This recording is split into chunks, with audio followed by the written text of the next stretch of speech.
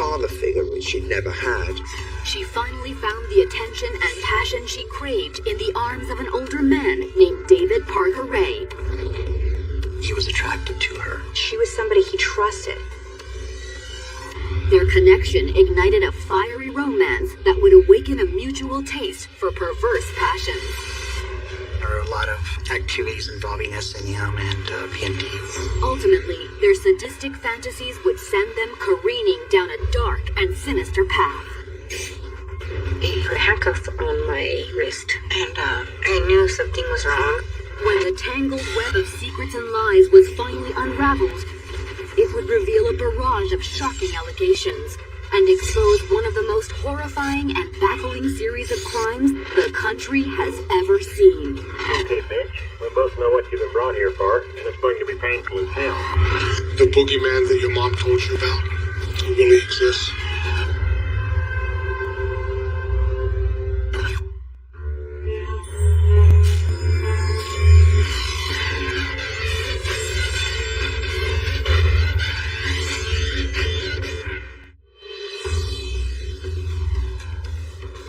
Butte, New Mexico, March 22nd, 1999. It was just after 4 p.m. when 911 dispatchers received a series of reports about a shocking scene unfolding in a neighborhood west of town. I heard the call come over the police radio about a naked woman running down the streets. This woman was naked except for a dog collar around her neck. She's running around naked trying to stop these cars. They weren't stopping because she was so desperate.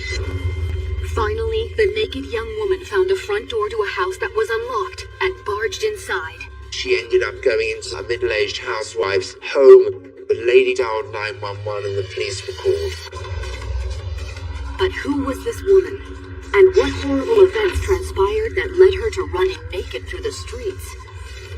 The answers to those questions would lay bare a terrifying tale and expose a hidden evil no one in the small town of Elephant Butte even knew existed.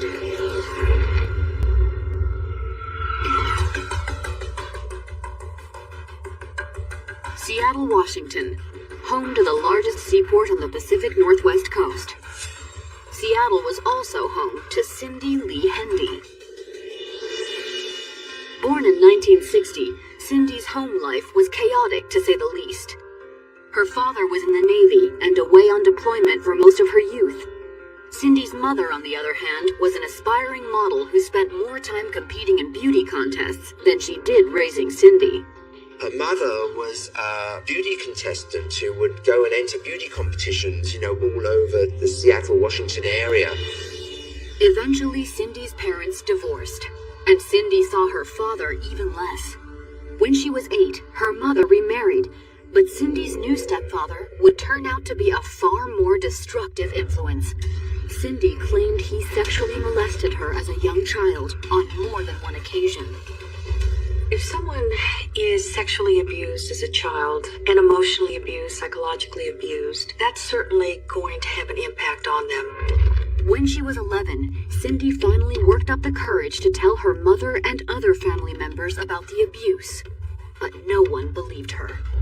With her family ignoring her cries for help, Cindy grew emotionally withdrawn. She dropped out of school, and while she was only 15, it didn't take long for her to fall in with the Seattle nightlife. Drinks and drugs and whatever she could get. She always had boyfriends. Cindy's string of hookups eventually resulted in a son who Cindy gave birth to at age 16. By her late 20s, Cindy had 2 more children from 2 different men. But with her life spiraling out of control and without a steady job, Cindy knew she couldn't adequately care for any of her children. So in 1997, when her youngest child was 10, Cindy made the difficult decision to send all 3 to live with relatives. Cindy felt she couldn't bring up the children and ship them off to the grandparents. But no sooner had Cindy given up her kids than she finally hit rock bottom. Over the next few years, her life was a haze of partying and arrests, mostly for drug possession. By 1997, 37-year-old Cindy was facing hard time in prison. But rather than face the consequences for her actions, Cindy fled Seattle. Heading south, Cindy ultimately landed in New Mexico, in the small desert town of Truth or Consequences. Known by locals simply as TRC, it's a rural township whose remote isolation in Cindy's mind made it the perfect spot to start over. It was a good place to lose yourself, and not get found. Upon hitting town, Cindy tried her best to adapt to quiet small-town life. But Cindy's old habits were hard to break. She soon began looking for new friends in TRC the best way she knew how, at the local bars. And it was while she was living it up in TRC's local party scene that Cindy laid eyes on a charismatic older man who would not only ignite a lust and passion for a new addiction, but change her life in ways Cindy could have never imagined. 57-year-old David Parker Ray. A New Mexico native, David Parker Ray was a park ranger and mechanic for nearby Elephant Butte State Park. At his job, David had a reputation for being straight-laced and strictly professional. But at night, behind closed doors, David became a different person and was known for throwing some of the wildest house parties in TRC, his biggest being an annual Halloween party. A lot of prominent people in TLC would attend David Parker Ray's parties. But that year, the one partygoer that caught David's eye at his Halloween bash wasn't a prominent citizen or member of local town government. Instead, it was newly arrived resident Cindy Hendy. Cindy had come to party with a friend, and no sooner had David locked eyes with Cindy than he was drawn to the attractive younger woman. Cindy is a very pretty woman, and I think David would have been attracted to that. It turned out Cindy and David had a lot in common. Like Cindy, David had a difficult childhood. Abandoned by his mother and father at the age of 10, David was raised by his overbearing grandparents. As a result, he became withdrawn and socially awkward around other children. He was quiet, he was shy, he just wanted to blend into the crowd. Despite his introverted personality as a child, David eventually learned to socialize with others as he got older. He even went on to get married and divorced 4 times. From his third marriage, he had a 31-year-old daughter named Jessie Ray, who he had raised and grown very close to. To Cindy, it was clear that David was unlike any man she had ever known. David would present as a stable, pretty well-grounded man. Cindy could have seen a father figure with David. A father figure that Cindy was deeply attracted to. So despite their 20-year age difference, when David asked Cindy out, she said yes without hesitation. Fueled by mutual passion, the couple's romance got hot and heavy right from the start. It wasn't long before Cindy moved in with David. But a few months into their relationship, David revealed a startling confession. He decided she was somebody he trusted, and he let her in to one of his deepest, darkest, most guarded secrets. Apparently, David had a hobby for collecting sadomasochistic pornography and a fetish for practicing S&M sex. While she'd never tried anything like that before, Cindy was eager to please David and helped him act out his fantasies using whips, handcuffs, gags, and more elaborate things of his own design. He lived on the edge with this secret life, and I think that was exciting for her. Well, although it was an unconventional relationship, for Cindy, she actually felt like David made her feel special. But the couple's penchant for pain and domination was about to take a turn beyond fantasy.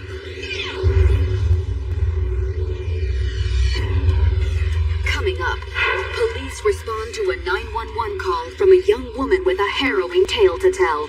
He put a handcuff on my wrist, and I knew something was wrong. And the gruesome lair of 2 monsters is discovered.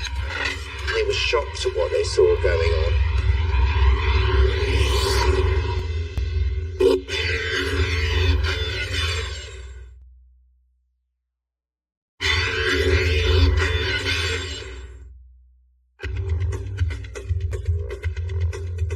After an abusive childhood and giving up her own children, 37-year-old Cindy Hendy had decided to start over in the tiny town of Truth or Consequences, New Mexico. It was a move that seemingly paid off. No sooner had Cindy hit town than she met the man of her dreams, kind, caring, and mature park ranger, David Parker Ray. Cindy saw him as a father figure. She was in love with David Parker Ray. The feeling was mutual for David. Both came from abusive childhoods, and both had weathered the heartbreak of failed relationships. But just a few months after they started dating, David introduced Cindy to one of his deepest and darkest secrets, a lifelong fascination with sadomasochism. Scared at first, Cindy soon learned to enjoy her new boyfriend's erotic hobby. And together, David and Cindy began exploring their wildest sexual fantasies. They seemed to feed off of each other, and Cindy got an opportunity to let go of all of her inhibitions. David and Cindy's romance was brimming with unhinged passion and desire. But a series of strange and horrifying events was about to transpire that would put their love and loyalty to the test. It began on March 22nd, 1999, when a woman wearing nothing more than a dog collar burst in through the front door of startled housewife Darlene Breach. Seeing the bruises covering the woman's body, Darlene immediately called 911. Her husband came and put a robe on me, and he laid it there with us until the cops got there. Police officers arrived within minutes. The young woman told them her name was Cynthia Vigil. She was a prostitute from Albuquerque, and she'd just escaped from her captors after being kidnapped 2 days earlier. Cynthia told police that it all began on the morning of Saturday, March 20th. She had been soliciting near I-25 when a friend told her about a couple looking for her type. He told me somebody wanted to do a date, and we went to the RV, and I got in. Cynthia said she was met inside the RV by an older man and his younger girlfriend. But once the door to the RV shut, the man took out a badge and said he was an undercover police officer. He told me I was under arrest and put a handcuff on my wrist. And, I knew something was wrong. Realizing she was in danger, Cynthia tried to pull away from the man. But in the midst of the struggle, she was tasered by the woman. They put some chloroform or some drug over her, and they chained her up and duct taped her mouth. Cynthia claimed that's when she passed out. She had no idea how long she was under. But when she finally came to, she was no longer in the RV, but in a strange new room, blindfolded, stripped of her clothes, and chained to a chair. Then, in total darkness, she heard the click of a tape recorder, followed by a man's voice. Okay, bitch. We both know what you've been brought here for. I'm going to use you for sex play. And it's going to be painful as hell. That's the way I want it to be. For the next 5 minutes, the voice went on to describe in horrifying detail what was going to happen to her. Your wrists and ankles are chained, and you're gagged. Because you're not going to like the way I do it. She was going to be, assaulted and raped and tortured in unspeakable things. But as terrifying as that message had been, nothing could have prepared Cynthia for what she was about to endure. She was sexually traumatized and tortured in unthinkable ways. She was electric shocked, and she was whipped, she was tortured. Unmentionable things were done to her. Cynthia eventually passed out from the pain. When she woke up, she found herself in a new room, chained to a bed. I was too scared to go to sleep. It was hard. The next day, Cynthia endured another round of excruciating torture. On the morning of her third day of captivity, her male captor entered the room and unlocked some of Cynthia's bonds. He took the handcuffs and shackles off my legs, and he left. Cynthia was still padlocked to the bed by a chain around her neck, and the man had left the woman to stand guard until he returned. That's when Cynthia noticed the man had left something behind on the nightstand a few feet from her bed. A key ring. A really big set had tons of keys on there. I don't know which one opened the lock. But just then, Cynthia got a break when the woman unexpectedly left the room. She got her phone call, and she took the phone to another room, and I seen an opportunity to get the keys. Racing against the clock, Cynthia scrambled back to the bed and began frantically trying different keys. But before she could find the right one to unlock her chains, the woman came back from her phone call. She came running into the room I was at, and she hit me with a glass lamp. I curled up in a ball against the wall, and I just tried the keys. Finally, the lock opened. With a surge of adrenaline, Cynthia pulled the chain free and struggled to her feet. We fought, and an ice pick was on the bed, and I stabbed her.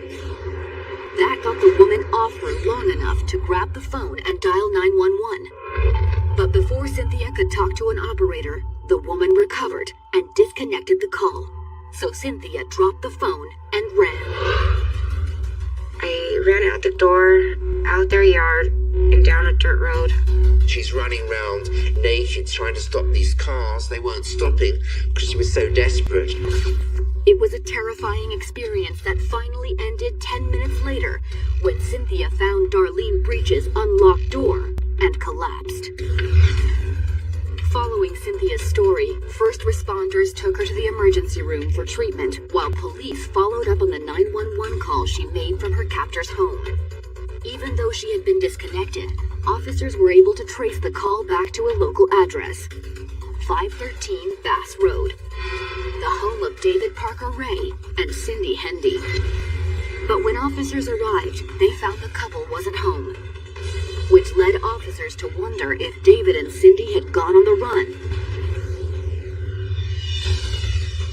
Coming up, as police desperately try to track down David and Cindy, more horrifying tales of abduction emerge. Another girl came forward. We kept finding people that were involved in it.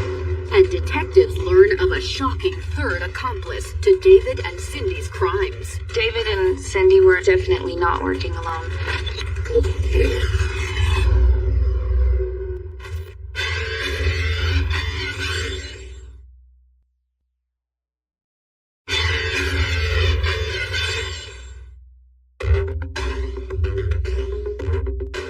On the afternoon of March 22nd, 1999, a 22-year-old prostitute from Albuquerque, New Mexico, named Cynthia Vigil, told police she had been abducted, raped, and tortured at the hands of a local man and woman.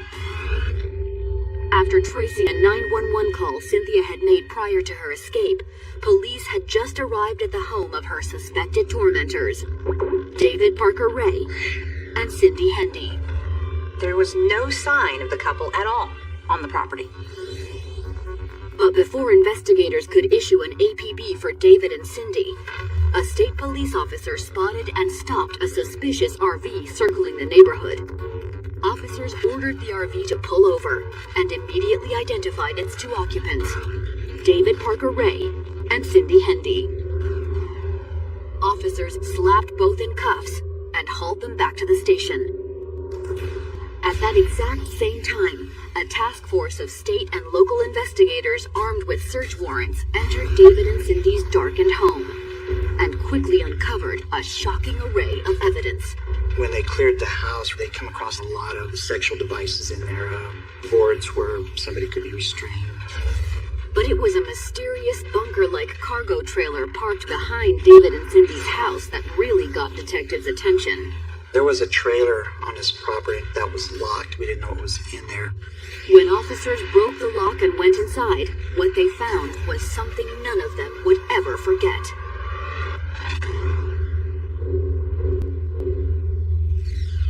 The trailer was filled with homemade torture devices, as well as every kind of sex toy and piece of bondage equipment imaginable. They're finding all sorts of sex toys and torture devices. I was never exposed to the S&M scene and anything like that, so it's kind of hard to believe.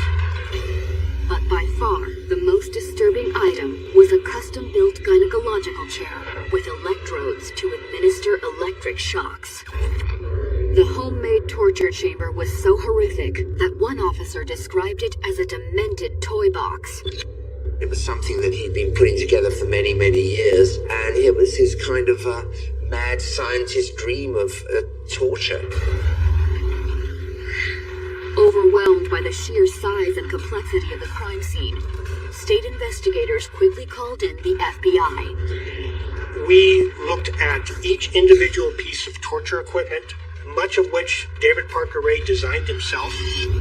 While federal agents sifted through David's sex toys and torture devices, detectives back at police headquarters grilled David and Cindy about the purpose of their painstakingly assembled toy box. They didn't deny that they built and created this toy box. They did say, though, that they only used it for their own fetishes. Though they each insisted they'd only used it on each other and the occasional consenting partner. The defense was that it was consensual sex. But in searching the trailer behind David's house, federal investigators soon uncovered graphic evidence that made it clear that what happened in that room was anything but consensual. There were videotapes that he took of the victims. There were audio tapes that he would play to the victims, telling them what he was going to do to them. It was starting to become clear that Cynthia Vigil hadn't been the first woman David Parker Ray and Cindy Hendy had kidnapped and tortured, which suddenly faced investigators with a terrifying question. How many victims had David and Cindy abducted? Agents soon found a shocking piece of evidence that pointed to the unnerving answer. One key piece of evidence that was found was a journal that David Parker Ray kept. This was a journal of meticulous records detailing the victims that he abducted and what he did to them. The journal contained dozens of entries. There were no names, only dates. And beside each, David had recorded the number of times he'd tortured the victim.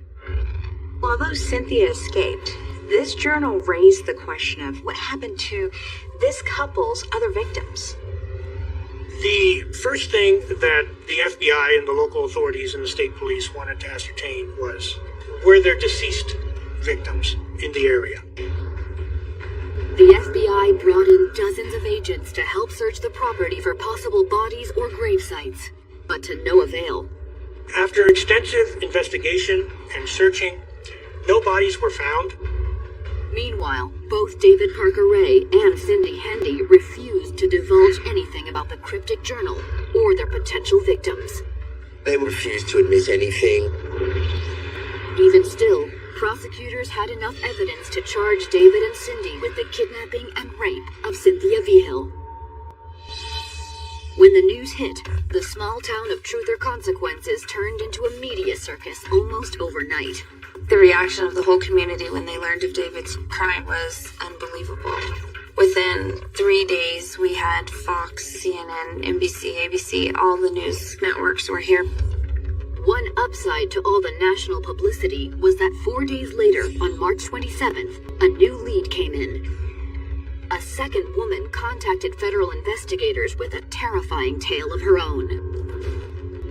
Angelica Montano was a former resident of Truth or Consequences and a regular in many of the same bars Cindy Hendy frequented. According to Angelica, she and Cindy had become friends earlier that year. And on Wednesday, February 17th, Cindy invited Angelica over to her and David Parker Ray's house. Next thing, she's being overpowered, and she's chained up, and she's tortured for the next couple of days by David Parker Ray as Cindy Hendy looked on and helped him. According to Angelica, the couple held her for 4 days and repeatedly raped and tortured her inside David's toy box. She was convinced they were going to kill her until she begged for her life, telling them she had a young child at home who depended on her. That, according to Angelica, seemed to touch Cindy, who talked David into letting Angelica go by dropping her off on a nearby interstate. She began hitchhiking back up towards Albuquerque, where her mother lives, and at that time was picked up by an off-duty deputy. The story was so outlandish that the off-duty officer just didn't believe her and thought she was just making it up, so it never got reported. was a stunning development. But what had happened to David and Cindy's other victims? Eager to find out, the FBI released some of the images they found in David's photo and video collection. He had filmed his victims, and one of those videotapes had a woman with a distinctive tattoo. Within days, the move paid off. A woman living in Elephant Butte recognized the tattoo and came forward with not only another shocking story, but a new potential suspect connected to David and Cindy's crimes. Kelly Garrett told police that in July of 1996, she was living with her husband at his parents' house in Elephant Butte. After a fight one afternoon, she left to blow off some steam. Kelly went to downtown Elephant Butte and went to a couple of the bars, shot pool with people. One of those individuals was identified as Jessie Ray, David's daughter. At the end of the night, Kelly claimed that 29-year-old Jessie Ray offered to give her a ride home on her motorcycle, as long as she didn't mind stopping by Jessie's father's house first. When they got to the house, Kelly waited in the living room while Jessie went to talk to her father. She describes those two individuals as going into the back, then coming out with weapons and duct tape and took her hostage and put her into the toy box. Mercifully, Kelly's memory of what happened after that was hazy, in part because of a strange drug David forced her to take after she was tied up. David Parker Ray, one of his specialties was to give these women drugs that would cause amnesia. Kelly claimed she was unable to recall details of what David Parker Ray did to her, which was a big part of the reason she never officially reported the kidnapping and assault. But 3 days later, he took her back home. David then, in his park ranger uniform and his official vehicle, takes her back to her in-laws and says that he found her wandering along the beach. Kelly's story, along with a tape of her assault, meant prosecutors could prove that David Parker Ray had been abducting and torturing women for years, even before his relationship with Cindy Hendy. It also meant they had a new suspect, David's daughter, Jessie Ray, who, as disturbing as it was, seemed to have been helping her father lure victims for his sick torture fetish. When police went looking for Jessie Ray, they found her when they placed her under arrest. With news of David, Cindy, and Jessie's crimes still making national news, investigators were hopeful more victims might come forward, but none did. Most investigators believed that was because David and Cindy had killed all their other victims. But with no way to prove it, the best authorities could hope for was to convict the couple for kidnapping and rape based on the testimony of the 3 surviving victims. That is, until they got some help from an unexpected source. Cindy Hendy, when she realized the magnitude of the situation she was in, she suddenly said, "Okay, I'll talk."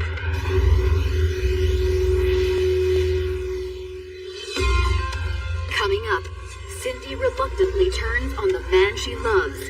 What she told them they couldn't believe. And the FBI learns that their suspicions were correct. They have a serial killer on their hands.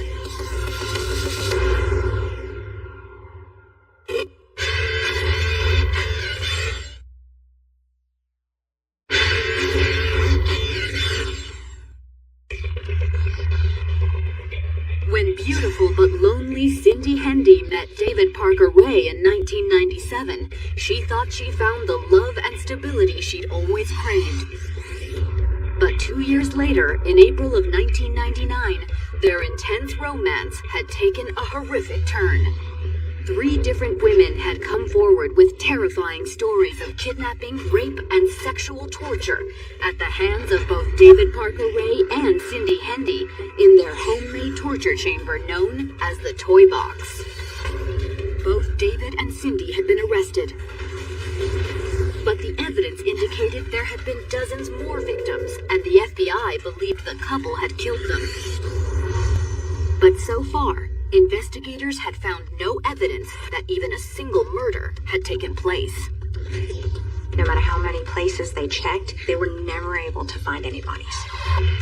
Still, prosecutors had plenty of evidence to convict the couple on more than 25 counts of kidnapping and rape. But not long after formal charges were announced, authorities received an unexpected phone call. On April 6th, Cindy Hendy's lawyers offered the district attorney a deal in exchange for reduced charges. She agreed to testify against David Parker Ray, and what she told them they couldn't believe. Cindy told prosecutors that soon after she started participating in David's S&M fantasies, he introduced her to his hobby of kidnapping women and taking them back to his toy box. David Parker Ray looked for prostitutes, women who were addicted to drugs and alcohol. Someone off the streets that if they came up missing for a week or forever, it was easy to look the other way, and it seemed like no one would really go searching for them. Cindy said she was shocked at first, but her obsession with David allowed him to convince her to do anything. Pretty soon, Cindy was playing the role of his assistant. He found that he could manipulate her really easily, and make her do what he wanted.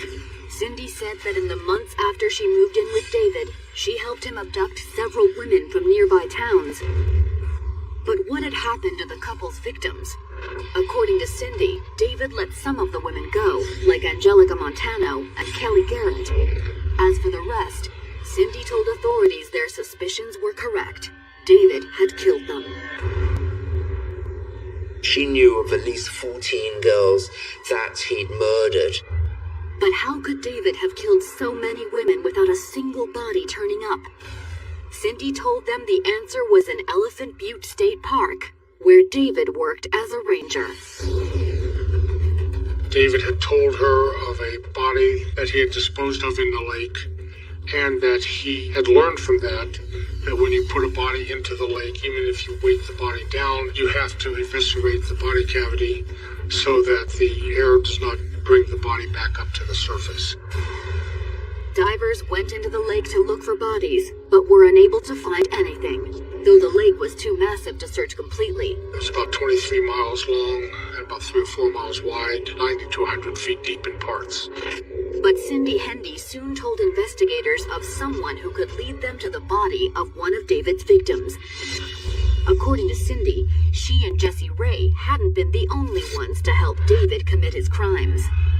In fact, Cindy claimed there was a fourth accomplice who'd helped David murder one of his victims in cold blood. David confided in her that he had a friend by the name of Roy Yancey, who he forced to kill a woman. He strangled her and then buried her body out in the desert. Following Cindy's statement, officers found Roy Yancey and brought him in for questioning. When they told him Cindy's story, Roy immediately broke down and confessed to the murder. Roy Yancey said that he was ordered by David Parker Ray to kill a woman by the name of Marie Parker and then to dispose of her body. Roy told officers that he and Marie Parker had been lovers, and in 1997, he took her to a 4th of July party at David Ray's house. But after a drunken night of celebration, things took a horrifying turn. David drugged Marie and forced Roy at gunpoint to take her limp body out to the toy box.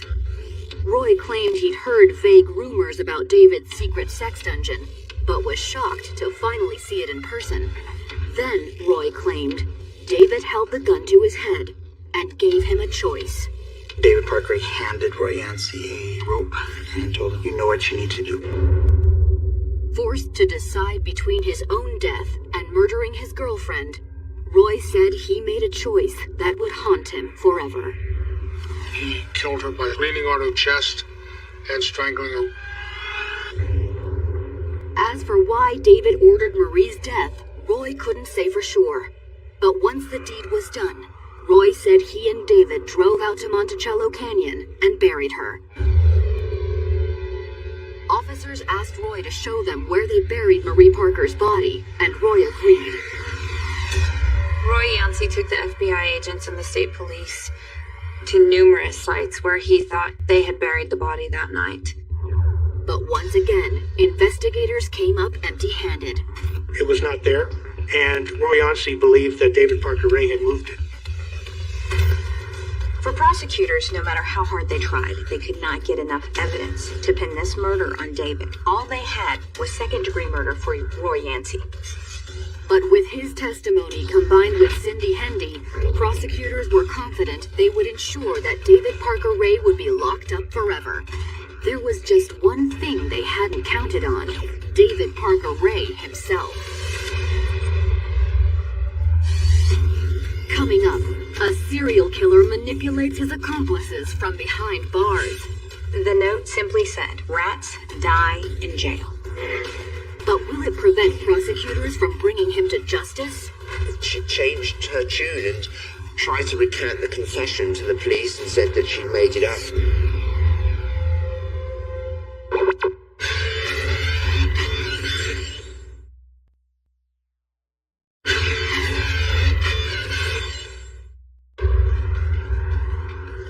In April of 1999, 39-year-old Cindy Hendy made a deal with prosecutors to testify against her lover and former partner in crime, serial rapist and torturer David Parker Ray, in the 3 separate trials of each of his surviving victims.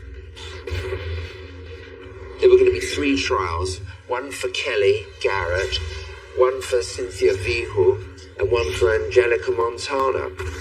Cindy's cooperation, along with the testimony of co-conspirator Roy Yancey, also finally gave authorities what they felt was the missing puzzle piece to prosecute David Parker Ray for the murder of more than a dozen victims as well. That's pretty compelling. I mean, this is not just victims, this is also his accomplices speaking. Even so, without a single body or more concrete evidence, prosecutors knew that securing a first-degree murder conviction against David Ray would be an uphill battle. They just had no idea how difficult. Just 5 months before David's trial for the rape and torture of Kelly Garrett was set to begin, prosecutors received word that one of their star witnesses, Roy Yancey, had changed his mind and was now refusing to cooperate. According to prison guards, Roy had received a note a few days before. On it were only 4 words. The note simply said, "Rats die in jail." Though they had no proof, prosecutors were certain the note had come from David Ray, and the message had apparently been received loud and clear. After receiving this note, Yancey told officers he refused to testify. Roy Yancey pled to second-degree murder and was sentenced to 30 years in prison. Without Roy Yancey's cooperation, the case against David Parker Ray now hinged on one person, Cindy Hendy. But in November of 1999, the district attorney's office was hit with some more bad news. Cindy changed her tune and tried to recant the confession to the police and said that she'd made it up. Prosecutors soon discovered that when David had learned of Cindy's plans to testify against him, he began smuggling letters to her in jail. They were pretty much appealing to Cindy, saying, "I love you, I want to marry you." He even had a tattoo of Cindy put on his arm. Apparently, Cindy still harbored deep feelings for David Parker Ray. Not long after receiving his smuggled love letters, she filed a motion to withdraw her plea agreement. Although the judge ruled against her, the DA knew he'd lost her testimony. And Cindy was sentenced for her roles in the abduction and torture of Cynthia Vigil and Angelica Montano. Judge Mertz gave her a sentence of 36 years in prison. Even with both Cindy and Roy's testimony lost, prosecutors could at least rely on the videotape evidence of Kelly Garrett's torture when David's first trial began in June of 2000. But while the tape of Kelly's torment seemed powerful on the surface, David's lawyers had a simple defense.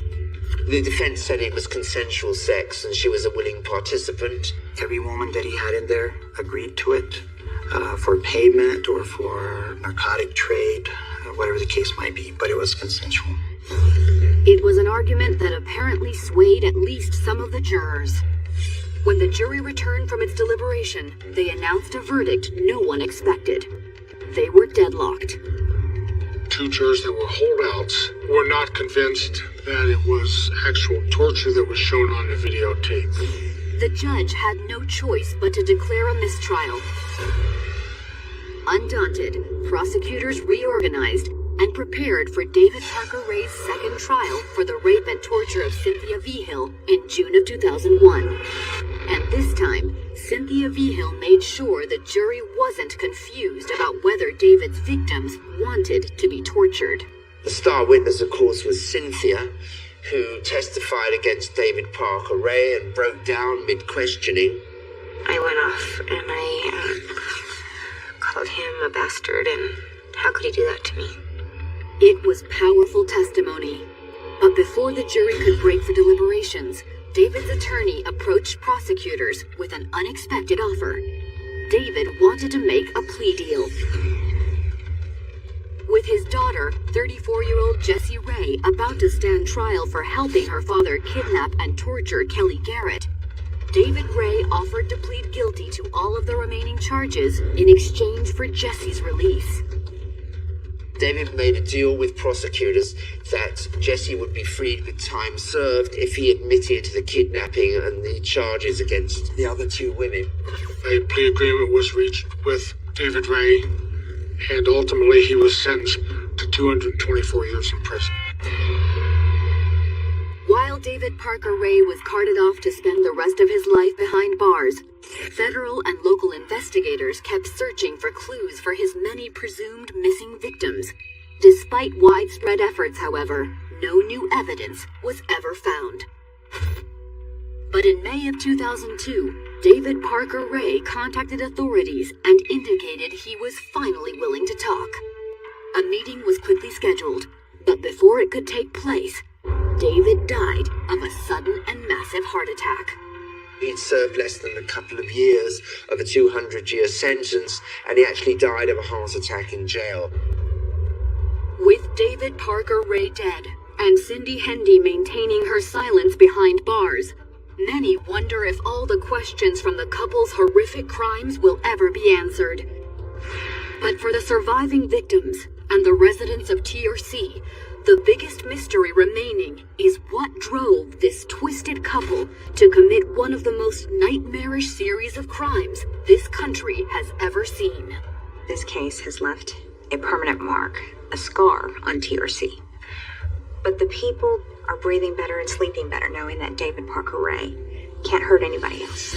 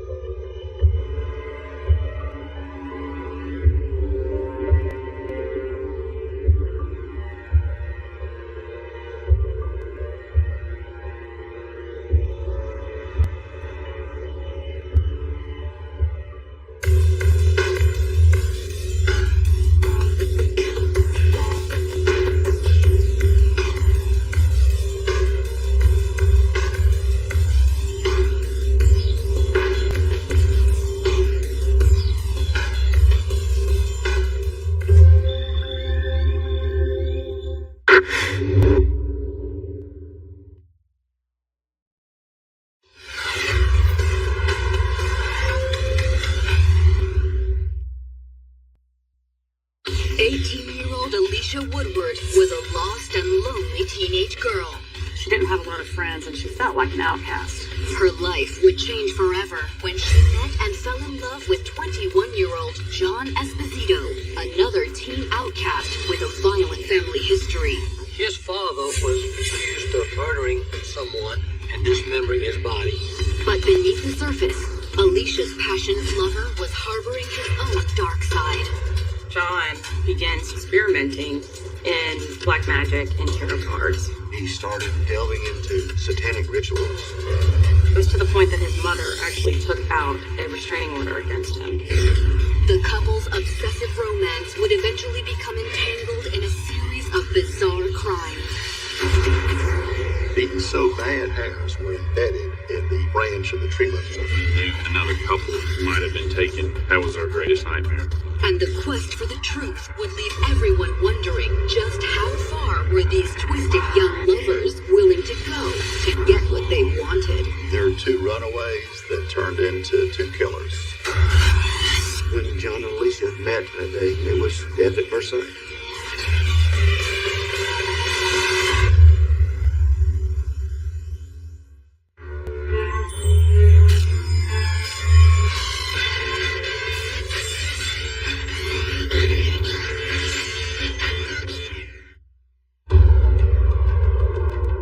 Madison, Georgia, September 20th, 1996.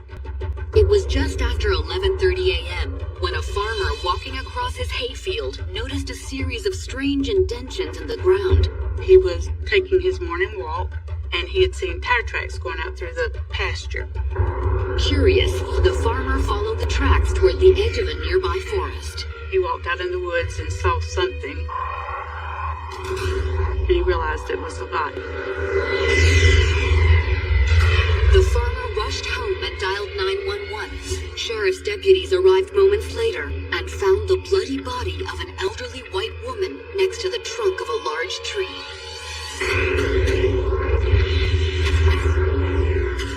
It was awful. The woman had been bludgeoned to death. But with what? Officers soon found their answer. There was a tree limb with lots of blood on it.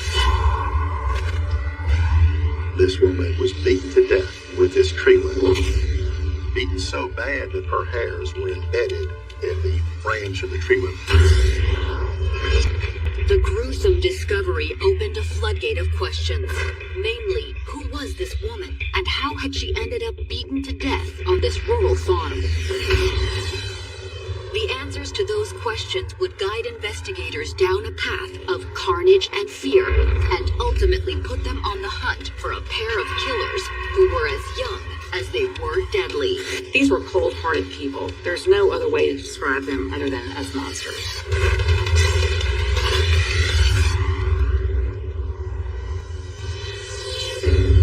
Willingboro, New Jersey. With its comfortable homes and manicured parks, this community is the picture of suburban serenity. And since 1977, Willingboro was the place Alicia Woodward called home. Alicia was a happy little girl. She enjoyed playing sports. She enjoyed taking dance lessons. Growing up, Alicia was close with both her parents, but when she was 13, her blissful upbringing hit a major speed bump. Alicia's mother and father divorced when she was young. Of course, divorce can be hard on children, especially at that age. And for Alicia, it was. Following the divorce, her father moved out of the house, which was emotionally scarring for the impressionable teenager. So much so that the once happy-go-lucky little girl grew shy and withdrawn. In high school, Alicia didn't have a lot of friends, and she began to feel like an outcast. In fact, Alicia was so unhappy in high school that when she was 17, despite her mother's protests, she decided to quit school altogether. The decision left the already rudderless teenager with even less direction. Alicia really didn't know what she wanted to do with her life. Finally, in August of 1996, when Alicia was 18, her mother talked her into applying for a job at a local pet store. And it was while filling out the application at the pet store that Alicia first laid eyes on the boy who'd eventually change the course of her life forever. 21-year-old John Esposito. Born in 1975 in Gibbstown, New Jersey, John Esposito's childhood made Alicia's seem picture perfect. His parents divorced when he was just 6 months old, and his father was an alleged mafia hitman. His father was accused of murdering someone and dismembering his body. He was convicted of that. That crime landed his father in prison when John was just 10 years old. But even with his father behind bars, John found it difficult to escape his long shadow. That had a traumatic effect on John because John had gone to school with some of these children of the man who was murdered. He walks into class and a fight broke out with the son of the murder victim that his father had killed. The scars John bore from his turbulent childhood grew more evident as he got older. As a teenager, he was sullen, withdrawn, and prone to volatile mood swings. But in 1993, when he was 18, the angst-filled young man decided to take a step he hoped would open a new chapter in his life and get him away from his troubles for good. He dropped out of school, went to the military, got in the Army. But John had a hard time conforming to the rigid structure of military life. After serving just 2 weekends in the Army Reserves, he quit and fled back to his mother's house, where he quickly sunk into a deep depression. He had no accomplishments. He had quit the Army after 2 weeks. He couldn't hold a job. But John's mother soon noticed signs that something more troubling was going on with her son than just low self-esteem. He grew out his hair, started wearing dark clothes, and spent hours reading library books on strange subjects, like demonology. John begins experimenting in black magic and tarot cards. His attitude changed, and he started delving into satanic rituals and devil worshiping. It was a troubling new development for John's mother to witness in her young son, especially when she learned that as part of his satanic rituals, John had used a knife to carve a pentagram into his arm and an S for Satan into his chest. But his mother was even more terrified when John pushed his self-mutilating tendencies to more violent extremes. He tried to commit suicide. And his mother admitted him into a treatment facility. He's diagnosed with an antisocial personality disorder. John began receiving treatment for his disorder, but even with professional help, it was too little too late for his mother when he was eventually released from the treatment center. John's mother took out a restraining order on John and kicked him out of the house. Rejected by his own family, the outcast 18-year-old struggled to get by, picking up the occasional odd job and staying with co-workers he met while working. He's pretty much on the streets. In August of 1996, John was once again between jobs. Checking the help wanted ads in a newspaper, he learned of a local pet store that was hiring. Though once he got there, he ended up checking out more than an application. Namely, a shy 18-year-old girl named Alicia Woodward. John and Alicia were both applying for a job at this pet store. Alicia caught his eye and he started flirting with her. In fact, John found himself so drawn to Alicia that even though it was unlike him, he stepped outside of his comfort zone to flirt with her. At first, Alicia was caught off guard, but where she was normally shy and timid, she was intrigued by John. John was very smooth talking, and Alicia was taken with him. Alicia liked John's long hair and dark look, but more than anything, Alicia was thrilled that after being ignored and marginalized most of her life, someone had not only noticed her, but was interested in her. The two hit it off pretty well. So well that while neither Alicia nor John landed the job, they did land each other. The two teens quickly bonded over their shared rocky backgrounds and the pain each had felt growing up as an outsider. The two were taken with one another and they started spending all their time together. They became pretty inseparable. For Alicia, her connection with John made her feel special and alive in a way she'd never felt before. And unlike John's family, Alicia found John's dark side fascinating. So much so that John soon included her in his demonic and occult rituals. For most young girls, this would be not just a turnoff, but it would be incredibly frightening. For Alicia, though, she found it intriguing. As someone who'd been spurned by his own family, John was thrilled he'd finally found someone who accepted his eccentricity, and it wasn't long before the couple's budding romance grew into a passionate sexual relationship. They both felt that they had finally found someone and they could be themselves with each other. They needed each other. He needed her, she needed him. But when Alicia's mother learned about John, she began to worry that the relationship was too intense. From all accounts, she was with him all the time, and he was all she talked about. She became pretty obsessed with him. Alicia was obsessed. So much so that when John told her he was bored with New Jersey and wanted her to run away with him just weeks after meeting, Alicia decided to take charge of her life in a way she'd never done before. Alicia said yes. As far as she was concerned, the two were keeping each other happy, so why not? Why not have an adventure? Given her her mother's wariness of John, Alicia decided to keep their plans a secret. She told her mother that she was going to stay with a friend over the weekend. Alicia's mother was thrilled that her daughter was finally opening up and making new friends. But instead of heading to a friend's house, Alicia packed up in her car with John and hit the road. Finally on their own, John and Alicia had nothing to do but look forward to where life and the open road might take them. Little did they then know, their adventure would eventually lead them to a destination more dark and terrifying than anyone could imagine. Coming up, investigators in Georgia catch a break in the case of the beating death of the unidentified woman. We received a call saying that they had located a vehicle. And the evidence they uncovered not only points toward a surprising pair of suspects, but unearths some horrifying allegations. He talked about torturing cats, driving nails into live frogs. He got a kick out of it.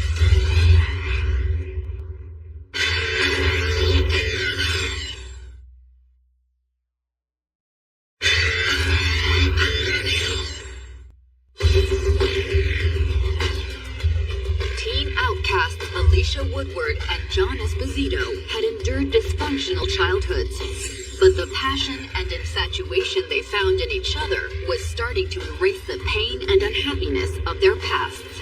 And in September of 1996, the young lovers had decided to turn their backs on their tumultuous lives and embark on a cross-country road trip. For John and Alicia, they had both been plagued by this insecurity and this isolation, and to be able to start again, that's exactly what they wanted to do. They hit the road. It was invigorating. It was absolutely time for a new beginning for both of them.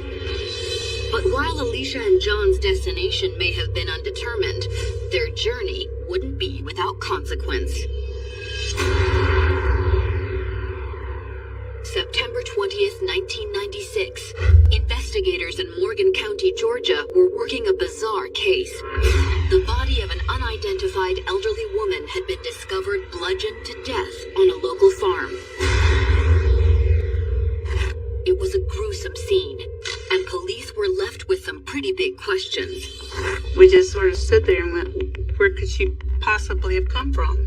In an attempt to try to identify her, we put out a clothing description and a description of the female.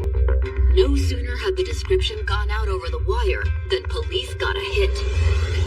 The response came from a police department over 300 miles away in Lumberton, North Carolina, that claimed to have a missing person who fit the description of the victim. According to Lumberton police, an elderly local man had called police the previous day when his 90-year-old wife, Lola Davis, hadn't returned home after running a few errands. She had her routines. He knew exactly what they were. She always got her hair done on Thursdays at around 11 o'clock. She always went to the Winn-Dixie. Always. After the Winn-Dixie, getting groceries. She came home. But on the afternoon of September 19th, Lola Davis hadn't returned home. Worried she might be lost, Davis's husband had given her description to Lumberton police. Mr. Davis was able to give the authorities a description of what she was wearing and also that she had a surgery scar on her chest. Authorities in Georgia quickly checked their victim against the description in the missing persons report. Both the clothing description and the scars that they indicated matched what we had found. For police, finding Lola Davis 300 miles away from home is absolutely intriguing. They're trying to figure out how in the world she could have gotten so far away from home. Before authorities could answer that question, they got word of another shocking discovery from a police department in yet another state. We received a call from the authorities in Alabama saying that they had located a vehicle registered to Miss Davis.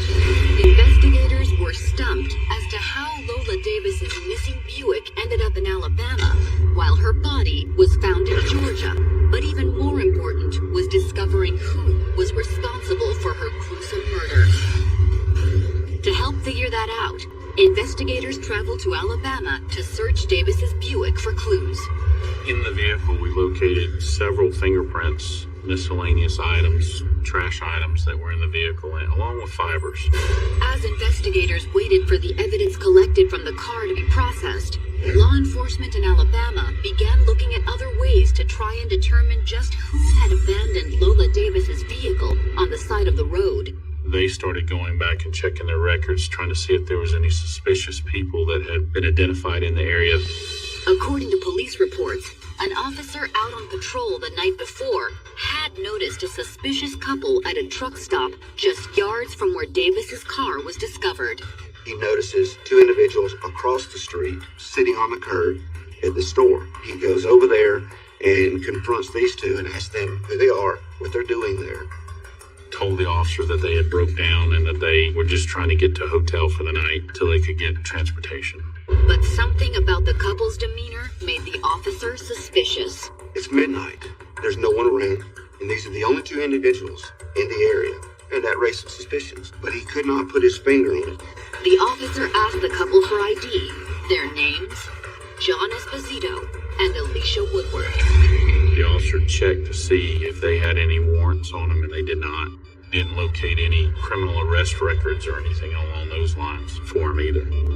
With no reason to hold the couple in custody beyond a gut feeling there was something strange about them, the officer told John and Alicia they were free to go. But the couple had a favor to ask. They said they were without a car and needed a ride back to a local motel. This officer takes them to the McKay Motel, one exit down. Investigators couldn't help but wonder, was it possible this strange couple was somehow connected to Lola Davis's abandoned car? Eager to find out, Georgia investigators tried to track John and Alicia down. We went to the hotel that the officer took them to, just trying to locate those individuals. But they were too late. According to the hotel's registry, John and Alicia had checked out in the middle of the night, and they were nowhere to be found.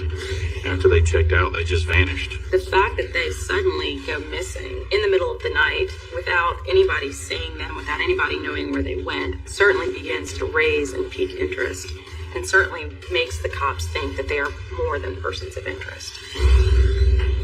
In an effort to learn more about John and Alicia, investigators decided to use the information from their IDs to dig deeper into their backgrounds. When it came to Alicia Woodward, police didn't find much. But in John's case, they unearthed a mountain of disturbing information. Not only had John been institutionalized in the past, but in treatment, he'd apparently admitted to taking his interest in satanic rituals to extreme and violent lengths. He talked about animal abuse, torturing cats, driving nails into live frogs, hammering them against the wall. It was clear John Esposito was a disturbed and dangerous individual. But was it possible he'd kidnapped and killed 90-year-old Lola Davis? And if he had, how was Alicia connected to the crime? Was she his willing accomplice, or merely an unwitting witness? In an effort to track John down as quickly as possible, investigators turned to his and Alicia's families in New Jersey. They first reached out to Alicia's mother, who told police she hadn't seen her daughter since she split town 3 weeks earlier. Alicia's mother said she'd learned that her daughter had lied to her and ran away with John after Alicia had called her from the road. As for where she and John were now, Alicia's mom said her daughter wouldn't tell her. Apparently, the only reason Alicia had called her mother was because she said she and John needed money.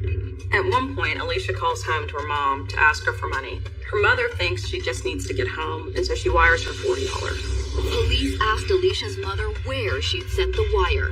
Alicia's mother told detectives she'd sent the money to a bank in Lumberton, North Carolina, the same town where Lola Davis had been abducted, which to detectives' eyes strongly suggested both John and Alicia were involved in Lola's kidnapping and gruesome murder. When police discover that Alicia's mother wired the money to Lumberton, North Carolina, they become not only persons of interest, Alicia and John become prime suspects. Coming up, the search for Alicia and John heats up. The longer they were out there, the more likely it was that someone else was going to get hurt. And investigators are put on a path that leads them to another horrific discovery. It's just horribly brutal, heinous. There was a real sense of urgency to find them.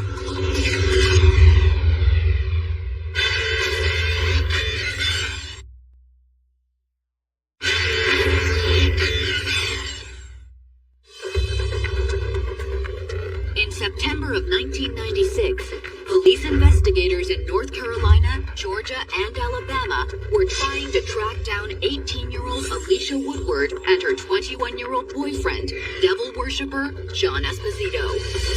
Investigators wanted to talk to the pair about their possible involvement in the kidnapping and brutal murder of 90-year-old Lola Davis. After they learned that Alicia and John had been spotted not far from where Davis's Buick had been abandoned in Alabama. Once the Alabama authorities identified Alicia Woodward and John Esposito in the area of the abandoned car, we felt it very important that we needed to talk to John Esposito and Alicia Woodward. The potential connection between the couple and the gruesome murder had grown after police learned from Alicia's mother that Alicia and John had recently visited Lumberton, North Carolina, the same town where Lola Davis had vanished from 2 days earlier.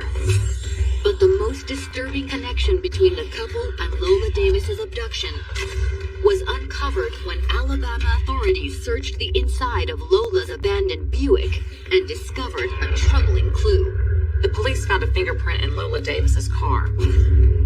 John Esposito spent some time in the military and his fingerprints were on file. Once the police obtained those fingerprints, they were able to match those up to the fingerprint found in Miss Davis's car. The evidence was leading us to John Esposito and Alicia Woodward being involved in the death of Lola Davis. Police issued arrest warrants for John Esposito and Alicia Woodward. But there was one problem. They had no idea where the couple was. Since checking out of an Alabama hotel 2 nights earlier, Alicia and John had virtually disappeared. We tried to start identifying where they were at and tracking them down. And then the trail went cold. Alicia and John were wanted for murder, and the longer they were out there, the more likely it was that someone else was going to get hurt. Investigators issued APBs for Alicia and John throughout the southeastern United States. But almost 2 weeks passed with no sign of the couple.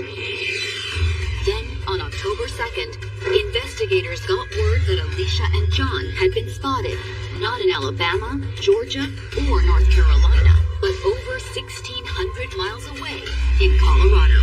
A federal park ranger in Mesa Verde National Park came up on Alicia Woodward and John Esposito in a restricted area in the park. The pair had caught the attention of the park ranger as they tried to slip down a service road to go target practicing in the Colorado National Park. They had a BB gun in their possession. In Mesa Verde National Park, you cannot have a weapon that's not broken down. It's illegal. The ranger ordered John to drop the BB gun and arrested both he and Alicia for trespassing.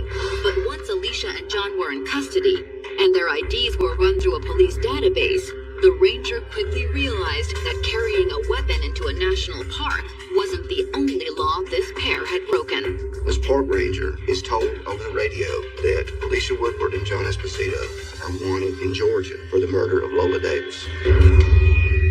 But that wasn't the most shocking discovery the ranger uncovered.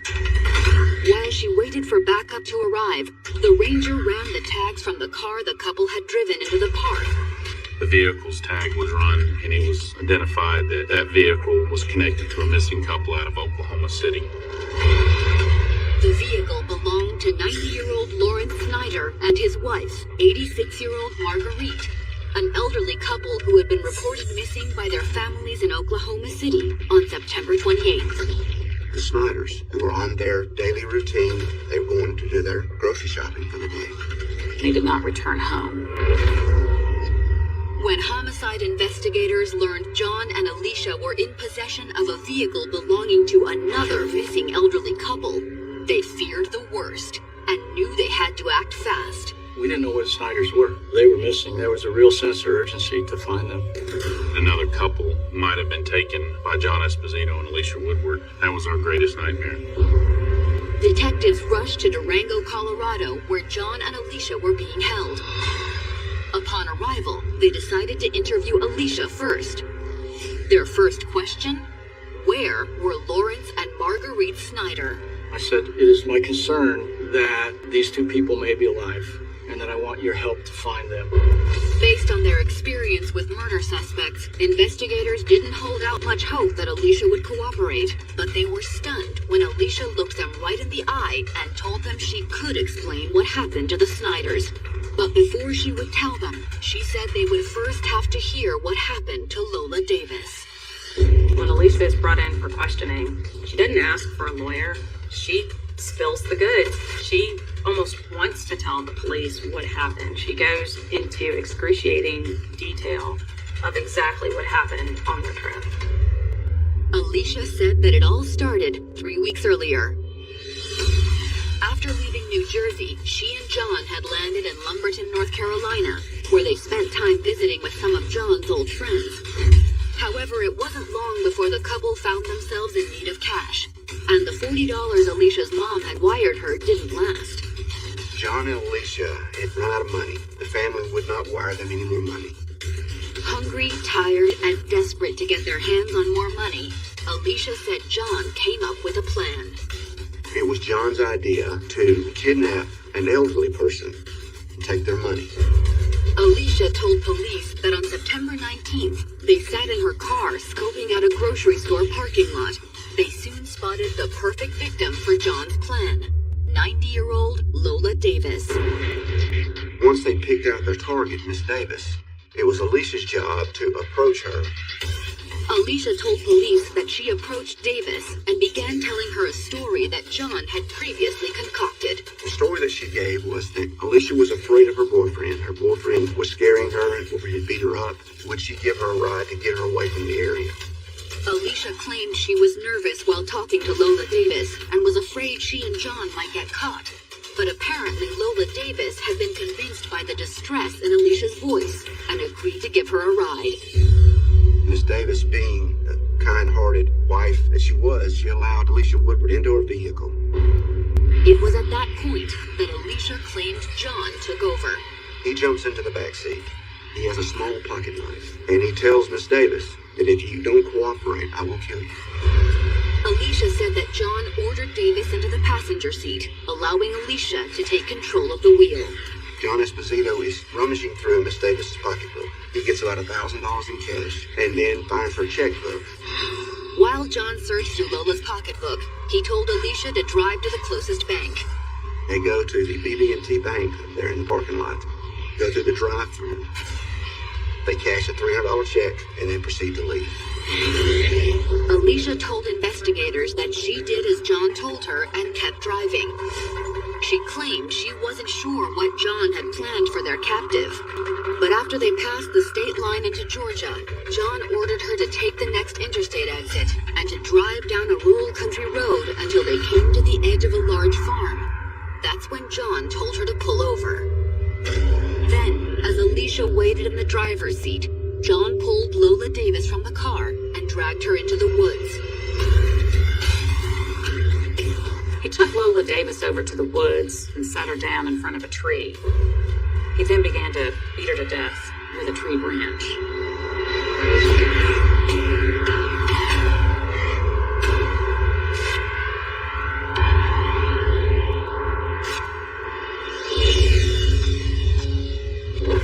It was a horrifying confession, but investigators were even more shocked by the relaxed and unconcerned manner in which Alicia described Lola Davis's murder. Very nonchalant, showed no remorse, not really concerned about Mrs. Davis, just very callous. Investigators couldn't help but wonder, was Alicia truly only a witness to John's cruelty, or was she more involved in Lola's murder than she let on? And more importantly, had the Snyders suffered the same gruesome fate?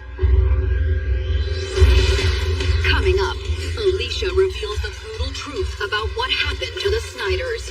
John gets out, goes to the trunk, lifts the trunk, gets the tire. But it's John who leaves investigators speechless. He was so eager to describe the graphic nature of what it's like.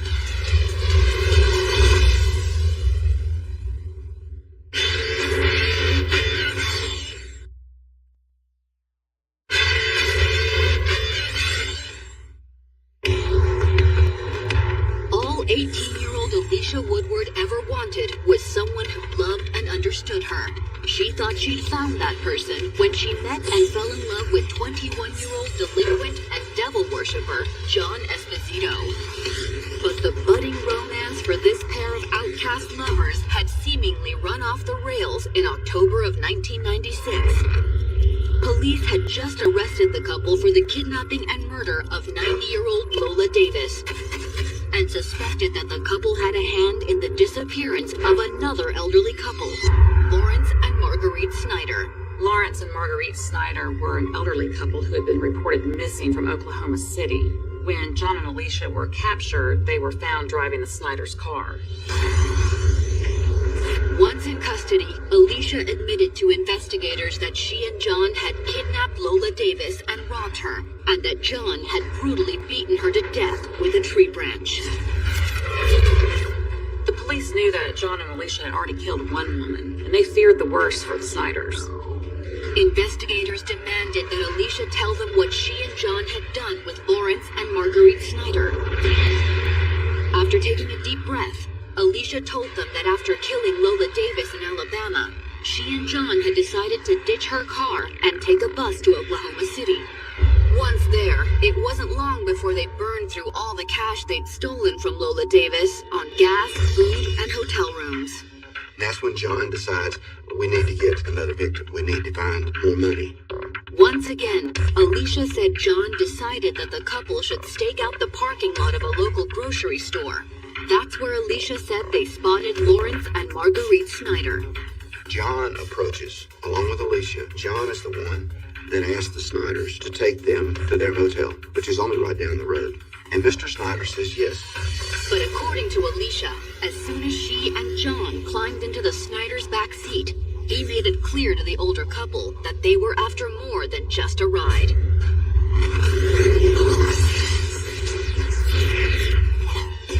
Once they got in the car with the Snyders, John held a knife to Lawrence Snyder.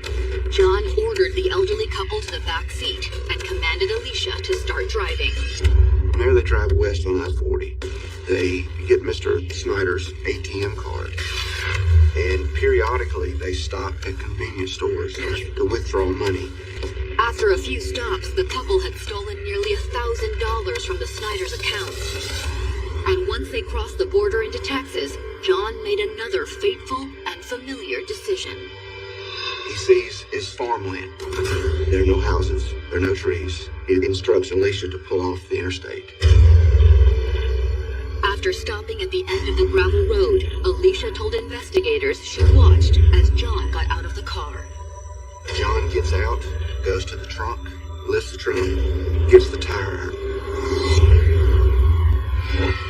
With the tire iron in his hand, Alicia said John then pulled Lawrence from the back seat. Then, without hesitation, John began to brutally beat Lawrence Snyder with the tire iron, as his horrified wife watched from the back seat. Esposito proceeds to beat Mr. Snyder to death. Hit him in the head 4, 5, or 6 times. Hits him so hard, Mr. Snyder wears hearing aids. Knocked both of them out. Once Lawrence was dead, Alicia told investigators that John then pulled Marguerite from the car. He hits Miss Snyder the first time and she goes down. And then he hits her again. And then he hits her again. She didn't even put up a fight. She knew it was hopeless. Investigators were stunned by Alicia's story, and once again, they were disturbed by the untroubled way she described the murders, to the point that they began to suspect that Alicia was more than just a witness to John's crimes, and that she'd fallen under his spell to the point of being a willing accomplice. John had this incredibly demented past, and Alicia did not. She was part of this very isolated world. When she began to experience the love and affection, she begins to not just engage in his behavior, but she follows him to no end. She may not have committed the murders, but she didn't stop them either. Following Alicia's confession, investigators sat down with John. When John came in, I introduced myself, and his exact words were, "What the I know you know? I'll talk to you."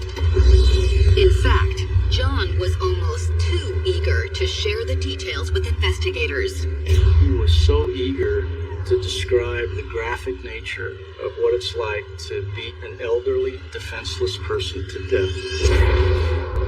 I had a sense that John was bragging. But details weren't the only thing John was eager to brag about. He stopped the interview and leaned over to me and said, "You need to understand, I don't have a conscience. I don't feel any remorse." He seemed to want to make sure that I understood that that was his intent. This was not an accident. He picked those people on purpose because of their inability to defend themselves. Once John was done with his statement, investigators asked him to point them to where Lawrence and Marguerite's bodies were. Esposito drew a map as to where the bodies could be found. One day later, on October 3rd, police finally located Lawrence and Marguerite Snyder. They were found pretty much exactly where Esposito said they would be found. But just because Alicia and John were cooperating with the investigation didn't mean that prosecutors were willing to show them mercy. In December of 1996, prosecutors in Georgia announced they would pursue the death penalty against the pair for the murder of Lola Davis. Coming up, John Esposito fights for his life, and his secret weapon turns out to be none other than Alicia Woodward. Alicia Woodward was the mastermind.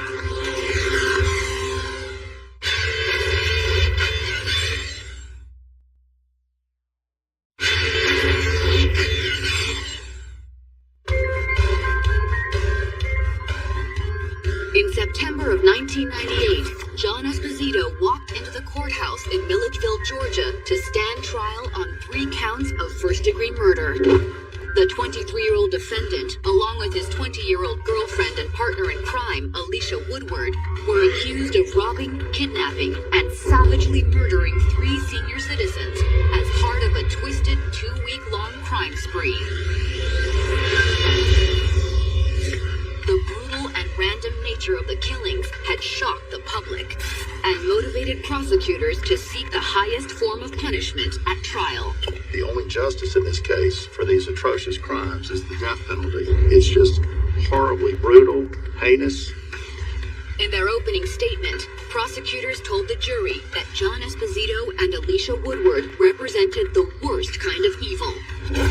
2 murderous sociopaths who specifically targeted and preyed upon the elderly to bankroll their whirlwind road trip. Prosecutors claimed that John in particular had no regrets over taking the lives of his victims, as displayed by his own cold-hearted confession. Esposito bragged about it, was boastful about it. His words, "I don't have a conscience. It didn't bother me to do this." It was chilling evidence that John Esposito's defense team couldn't refute. We realized early on it was going to be very difficult, if not impossible, to find him not guilty of this crime. And on September 30th, 1998, the jury found John guilty on all counts. Guilty of all counts as charged. Murder, felony murder, armed robbery, hijacking a motor vehicle. Following the verdict, John's attorneys refocused their efforts on the sentencing phase of the trial and on saving John's life. We wanted to show that John Esposito had a life that was worth saving, that he could be redeemed.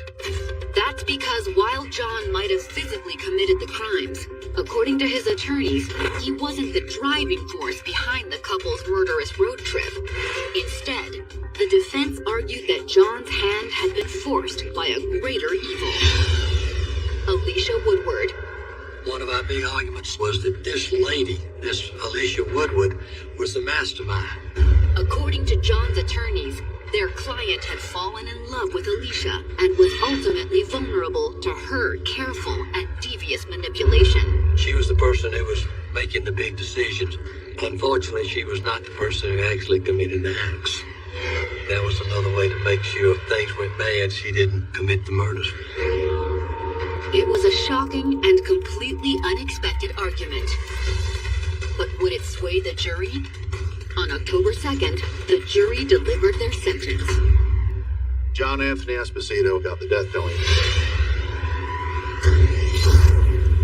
As soon as that death sentence is entered, about 4 deputies just grab him and lock him up and whisk him out. It was clear the jury hadn't bought the argument put forth by John's attorneys. But the question of whether Alicia Woodward really was the greater of the two evils resonated long after John was sentenced to death row, and continued to loom large as Alicia's own trial date approached. According to Alicia, she didn't actually kill anyone. She was there, however, and she did bear witness to what had occurred. It was going to be tricky to put a death penalty conviction on her. It was ultimately a question a jury would never get to decide. In May of 1999, prosecutors announced a controversial decision. The prosecutors decided to make a deal with Alicia. In exchange for her guilty plea, she would spend the rest of her life in prison and not face the death penalty. In late 1999, Alicia Woodward pled guilty to the murder of Lola Davis and joined her former lover, John Esposito, behind bars. To most observers, the two punishments seemed just. John Esposito sits on George's death row in Jackson, Georgia. That is exactly where John Esposito needs to be. Alicia Woodward is serving a life sentence here in the state of Georgia. That is where Alicia needs to be. But while coming to terms with the couple's fate might be simple, understanding why this pair of young outcasts committed such a brutal and bizarre series of crimes was not. There are 2 runaways that turned into 2 killers. For some reason, they were attracted to each other, and they fed off each other. When John and Alicia met at the PetSmart that day, filling out an application, it was death at first sight.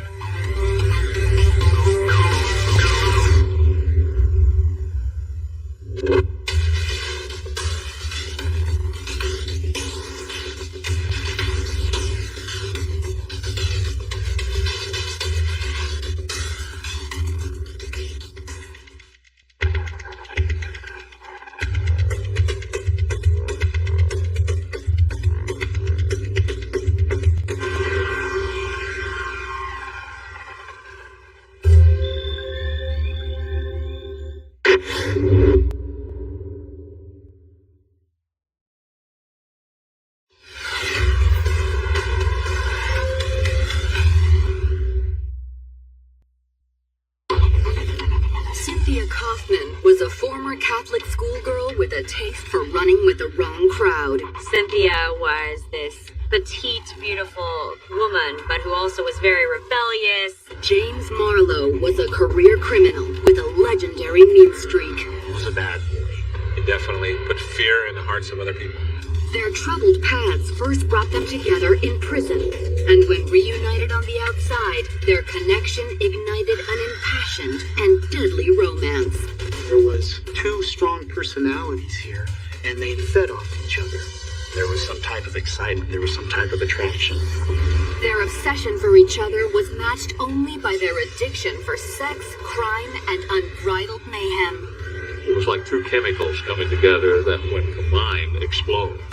An explosion that would ignite a shocking multi-state killing spree and pit police in a desperate race against the clock to save their last victim before it was too late. They had serious hopes of being able to find her alive. She was in the hands of people who are very dangerous and who could be very likely serial killers.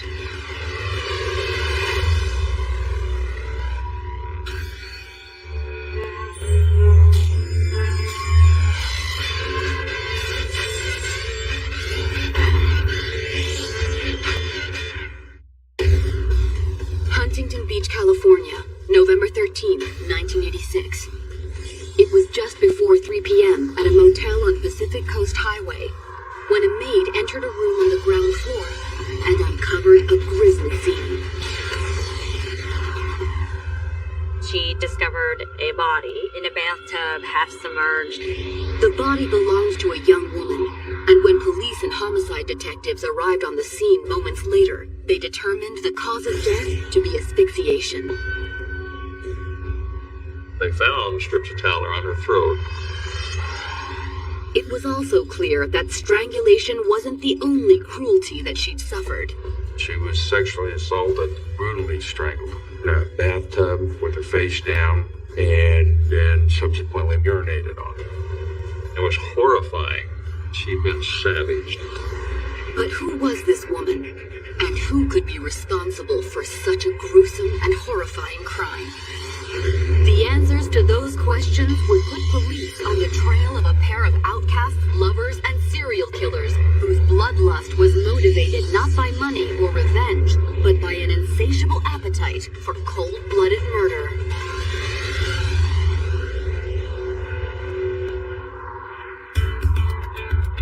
St. Louis, Missouri, gateway to the West. St. Louis was also home to Cynthia Lynn Kaufman. Born in 1962, Cynthia's life started out in the cozy St. Louis suburbs.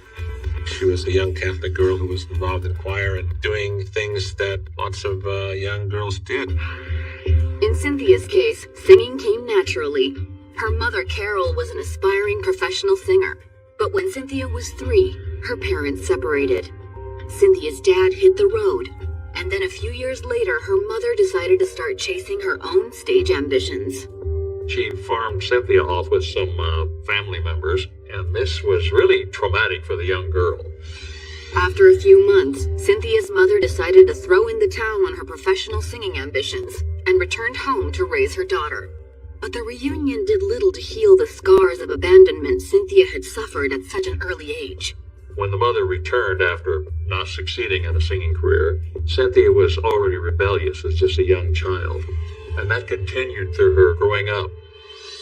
To help give young Cynthia some structure, her mother enrolled her in a strict Catholic school. But Cynthia struggled under the school's rigid rules and eventually dropped out of high school when she was 17. Then, just a few months later, her life took an even more dramatic turn. She became pregnant by her boyfriend. 9 months later, she gave birth to a baby boy. Cynthia and her boyfriend eventually married. But no sooner had the 19-year-old settled into her new life as wife and mother than her marriage fell apart. The marriage turned very tumultuous quickly, and she found herself really unhappy. Cynthia longed for an escape. She finally saw an opportunity in April of 1983 when she was 21.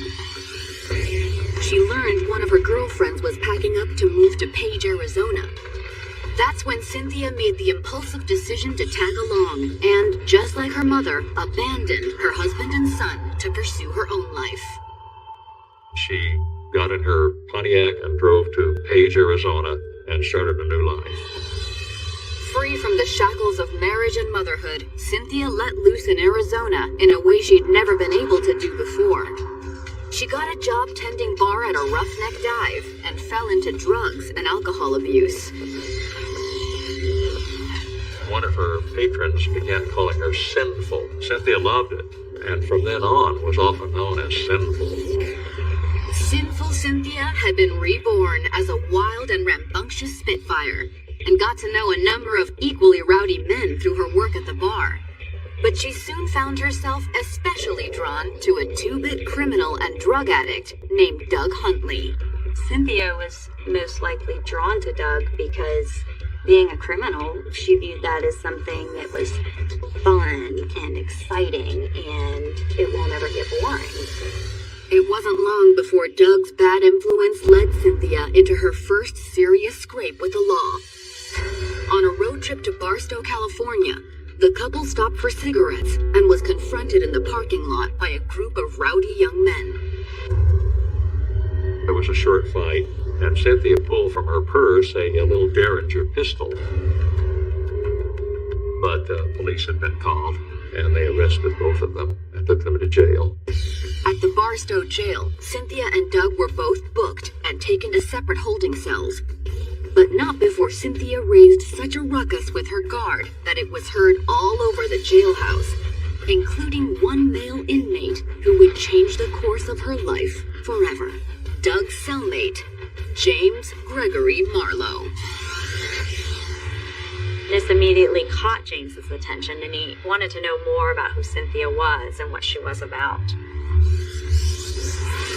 James Gregory Marlowe was no stranger to the inside of a jail cell. Born in 1956 and raised by a stripper who moonlit as a prostitute, James came of age in a household filled with rampant crime, hard drugs, and sexual deviancy.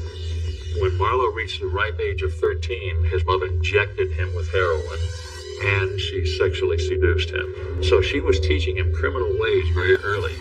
He started in his late teens committing violent crimes, threatening people, home invasions, robberies. But James Marlowe proved more adept at crime itself than evading authorities, and had spent time in and out of prison for most of his life.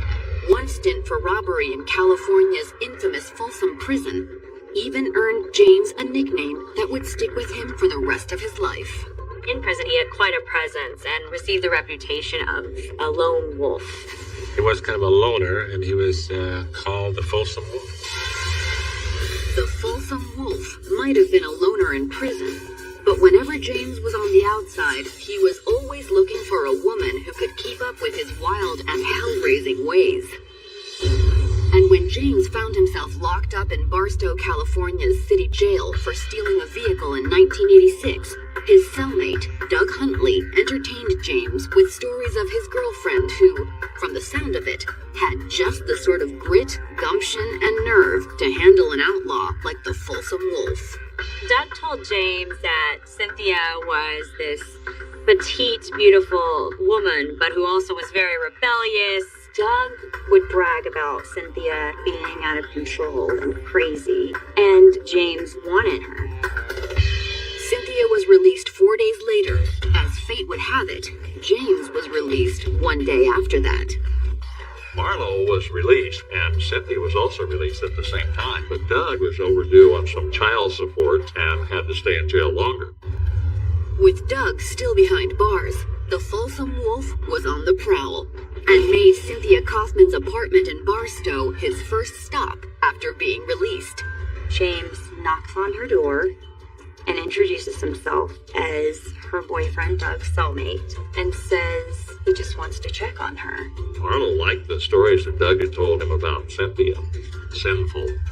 Cynthia, in turn, was flattered by James's interest in her, but she was more taken with his hot body and dangerous reputation.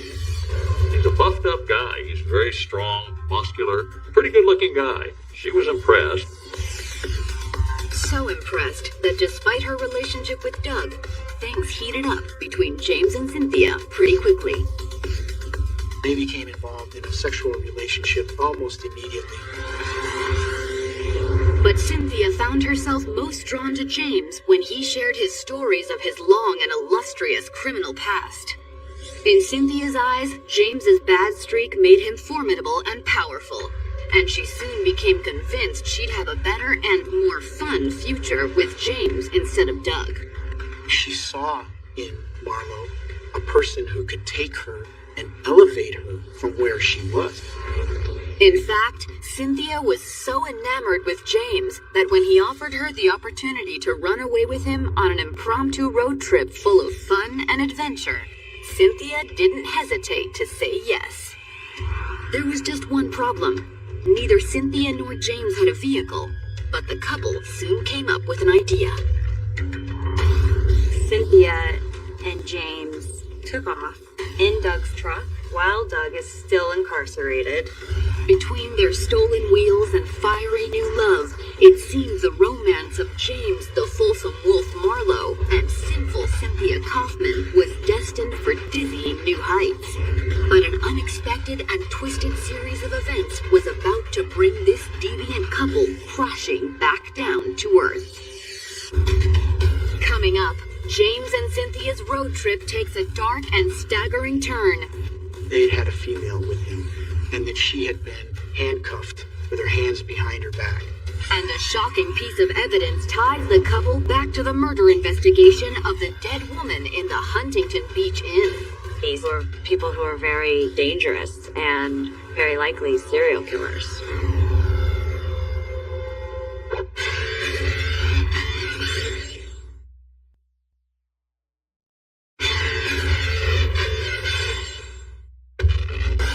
It was love at first sight when career criminal James Gregory Marlowe and runaway wife Cynthia Kaufman first crossed paths in the shadow of a Barstow jail in April 1986.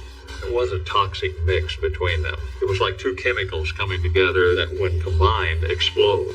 The law-breaking couple had hit the road in a car they'd stolen from Cynthia's ex-boyfriend, and no sooner had they embarked on their journey than they decided to make their love official.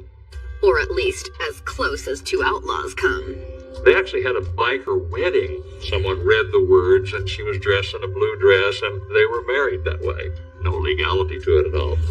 Though instead of a diamond ring, Cynthia Kaufman asked her unlawfully wedded husband to give her a wedding gift that was a bit more permanent.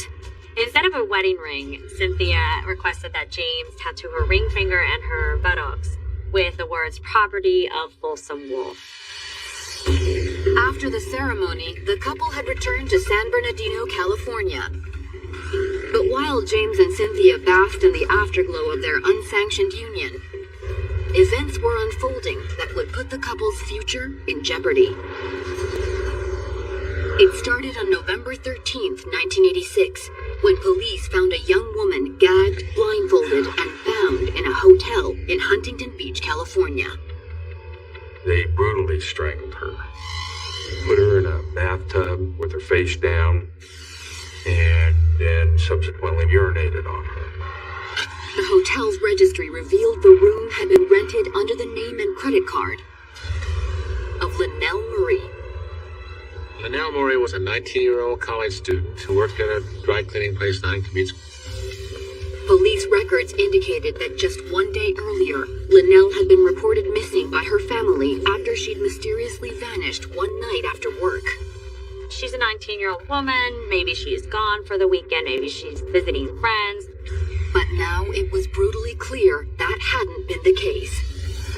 As for the identity of Linnell's killer, police were at a loss. They didn't have any promising leads or any evidence. At least that was the case at first, but in a stroke of luck, a detective from neighboring San Bernardino County happened to be in town for a conference when Linnell's body was discovered, and when he heard the news, he made a connection with chilling implications. He began to realize that this really seemed similar to another kidnapping that had happened just 3 days before. Apparently, the other kidnapping case had occurred in San Bernardino County and involved a teenage victim that shared a nearly identical physical description with Linnell Murray. Both of these victims had similar features, similar looks, and I don't think that was coincidental. Though in the case of the abducted woman in San Bernardino County, the victim was still missing. Her name was Karina Novus. Like Linnell Murray, Karina was a young, thin, and attractive brunette, and 3 days earlier, she'd gone missing in Redlands, California. Karina Novus had missed several appointments, and the apartment she was living in had been broken into and ransacked. We connected those together, and there was a strong possibility she was a victim of a crime. At first, Redlands police hadn't gotten anywhere in their search, before an unexpected break put them right on Karina Novus's trail. We received information that her identification had been located with 2 other IDs. Apparently, Karina's ID had been found when a manager at a nearby fast food restaurant noticed a strange piece of trash lying next to a dumpster. The manager happened to see this bag under the dumpster. When he opened it up, thought that was very suspicious. So he called the police. Among the bag's contents were several IDs, including Karina Novus's driver's license, and a checkbook bearing her name that had been written in. It appeared that somebody had been practicing the name Karina Novus, which is not unusual for somebody who forges checks. As to who had been forging the checks, one of the other ID cards offered a possible lead. We found the California Department of Corrections identification card to James Marlowe. And so I knew that he had been in prison and subsequently learned that he had a fairly violent history. As for the third ID, it belonged to another pretty brunette, just a few years older than Novus. We also found identification to Cynthia Kaufman. And at that point, we didn't know her involvement, whether she was a suspect or potentially a victim. Regardless of whether Cynthia Kaufman was another potential victim or somehow connected to the abductions of Linnell Murray and Karina Novus, police knew one thing for sure. Karina was out there. Maybe she was in the hands of people who are very dangerous and who could be very likely serial killers. Investigators put out an APB on Karina Novus's white Honda CRX, and then set out to get the scoop on James Gregory Marlowe, the Folsom Wolf. With this information on Marlowe, that he did do robberies and was involved in drugs and so forth, we started looking for known associates. The first person investigators contacted was Marlowe's old friend and former criminal associate, Richard Drinkhouse. And no sooner had detectives mentioned James Marlowe's name than they realized they were on the right track. His demeanor was very clear that he thought he was in trouble. He quickly broke down and told us that Marlowe and Kaufman had been at his residence on the evening of the 7th of November, and they'd had a female with them, and that she had been handcuffed with her hands behind her back. Since Richard Drinkhouse claimed that Cynthia had accompanied James to his house, detectives quickly surmised that Cynthia was most likely James's willing accomplice. But what about the other woman in handcuffs they brought with them? Could she have been Linnell Murray? Or Karina Novus? And more importantly, where were they all now? According to Richard Drinkhouse, he didn't know the answer to any of those questions. But no sooner had detectives uncovered this new information than they got word that Novus's missing car had been spotted in the woods near the San Bernardino Mountains. But neither Kaufman, Marlowe, nor Novus were anywhere to be found. They dumped Karina Novus's car, took off license plate, and thought they wiped it all down. Now they know that this fugitive couple has got to be somewhere around there. Detectives figured that Kaufman and Marlowe were aware that they'd been identified and most likely decided to hide deep in the mountains. But before investigators could initiate a search party, they discovered a new clue. We find out that Linnell Murray's credit cards are being used in Big Bear. It's a nice resort town in the mountains in Southern California. To detectives, there was a strong suspicion that the people who checked into the hotel under Linnell Murray's name and were using her credit cards were James Marlowe and Cynthia Kaufman. Coming up, law enforcement descends on Big Bear Lake to stop Marlowe and Kaufman before they can claim another victim. But however fast they're able to capture the deadly couple, will they be able to save Karina Novus before it's too late? They knew that they weren't dealing with just kidnappers. They were dealing with murderers.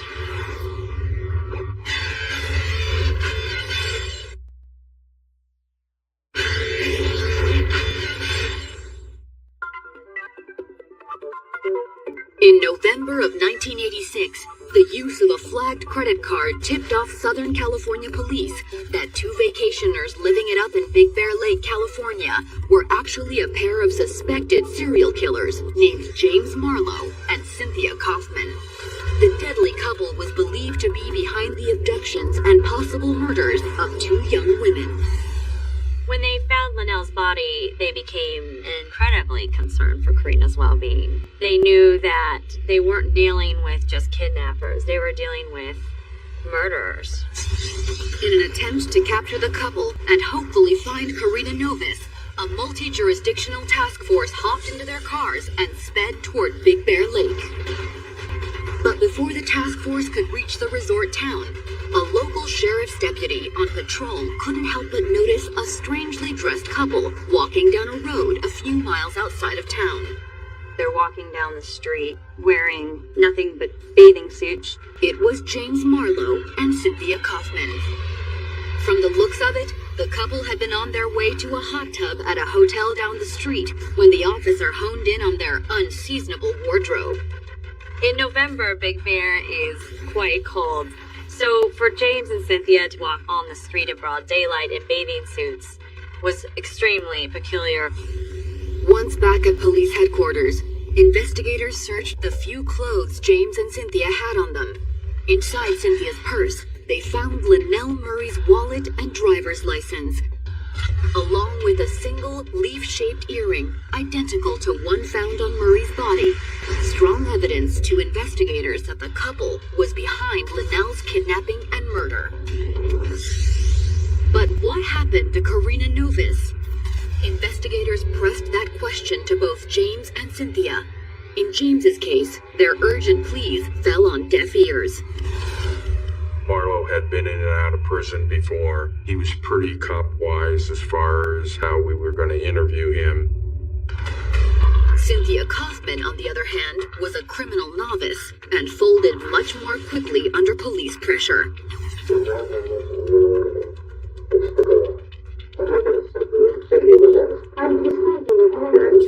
Kaufman hasn't been in this kind of situation before, so she starts to cave in pretty soon, and she talks about the abduction of Karina Novis.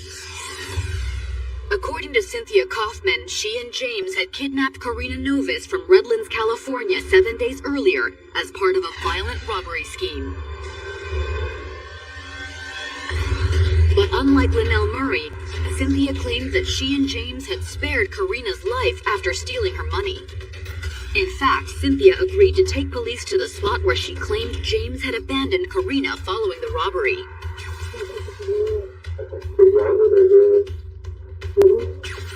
She agreed to take us to a place where Marlowe tied somebody up and left them.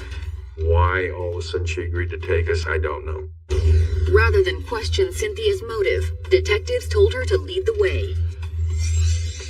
But as Cynthia led officers into the San Bernardino Mountains, it soon became apparent that the expedition was less a search and recovery and more of a wild goose chase. She took them to the mountains and around different areas, and so they started to suspect that she was leading them astray.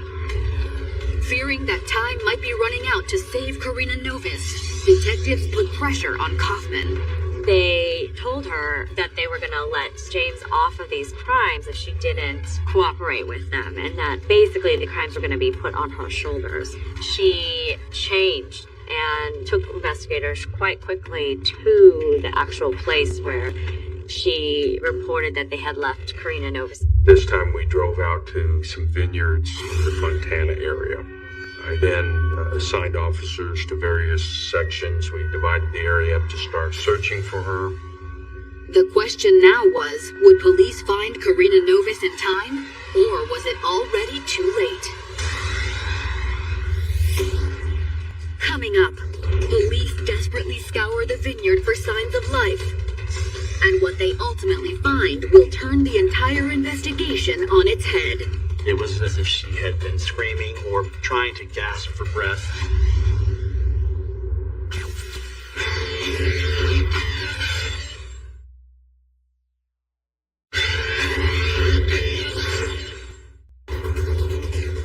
To the outside world, the twisted romance between James Marlowe and Cynthia Kaufman seemed like a match made in hell.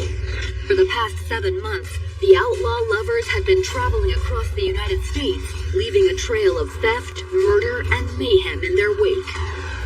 This was a modus operandi that they had taken on, that they were going to kill to make their living. But in November of 1986, James and Cynthia's crime wave came to an abrupt end. The couple had just been arrested for the abduction and murder of 19-year-old Linnell Murray, and were suspected in the disappearance of a second girl, 20-year-old Karina Novis. Investigators became incredibly concerned for Karina's well-being. They weren't dealing with just kidnappers, they were dealing with murderers. But while James had refused to talk, Cynthia had just stunned detectives by confessing that while the couple had kidnapped Karina, she was still alive. Cynthia told investigators that they had left Karina in a vineyard, that they had left her to fend for herself. But once Cynthia led police to the spot where she claimed she and James had stranded their victim, the grim reality of what really happened to Karina Novis revealed itself. It was fairly obvious that the ground had been disturbed, and at that point, took a scoop of dirt from the ground, and we saw a finger. They could see her red fingernails, and her hand curved up as if saying, "Thank you for finding me." She had been strangled and buried in a shallow grave in the vineyard. As the sun peeked over the San Bernardino Mountains, investigators carefully removed Karina Novis's body from its shallow grave. The similarities between Linnell and Karina's murders were really strong. Both of them were sexually assaulted. Both of them were asphyxiated. They found dirt way back deep in her throat, as if she had been screaming or trying to gasp for breath with her face in the dirt. But what could have possibly caused Cynthia and James to kill Karina in such a gruesome way? And how was her murder connected to the equally horrific death of Linnell Murray? Back at police headquarters, officers pressed those questions to both James and Cynthia, who after days of silence and misdirection, both finally seemed willing to talk. It actually wasn't until investigators approached James and said, "Hey, we know Karina was actually buried in a vineyard and we recovered her body," that he began to open up. In separate interview rooms, both James and Cynthia told detectives that after returning to California in October, they once again found themselves in a familiar situation. High on drugs and low on cash. Desperate for more money, the criminal couple decided to find someone to rob. And when James learned of a homecoming dance at a nearby university, he put a plan into motion. He borrowed a suit. It was too small for him, and he was wearing it with those steel-toed boots. She put on her blue wedding dress. The well-dressed pair then hitched a ride to a local mall parking lot, where they lurked among the cars until they honed in on a promising target, 20-year-old Karina Novis. Miss Kaufman went up to her and said that they were having trouble. They couldn't get their car started. They needed a ride to the university. She hesitated a little bit, but she thought, well, okay, she could help a couple of university people. She was driving a new Honda CRX, and they needed a mode of transportation.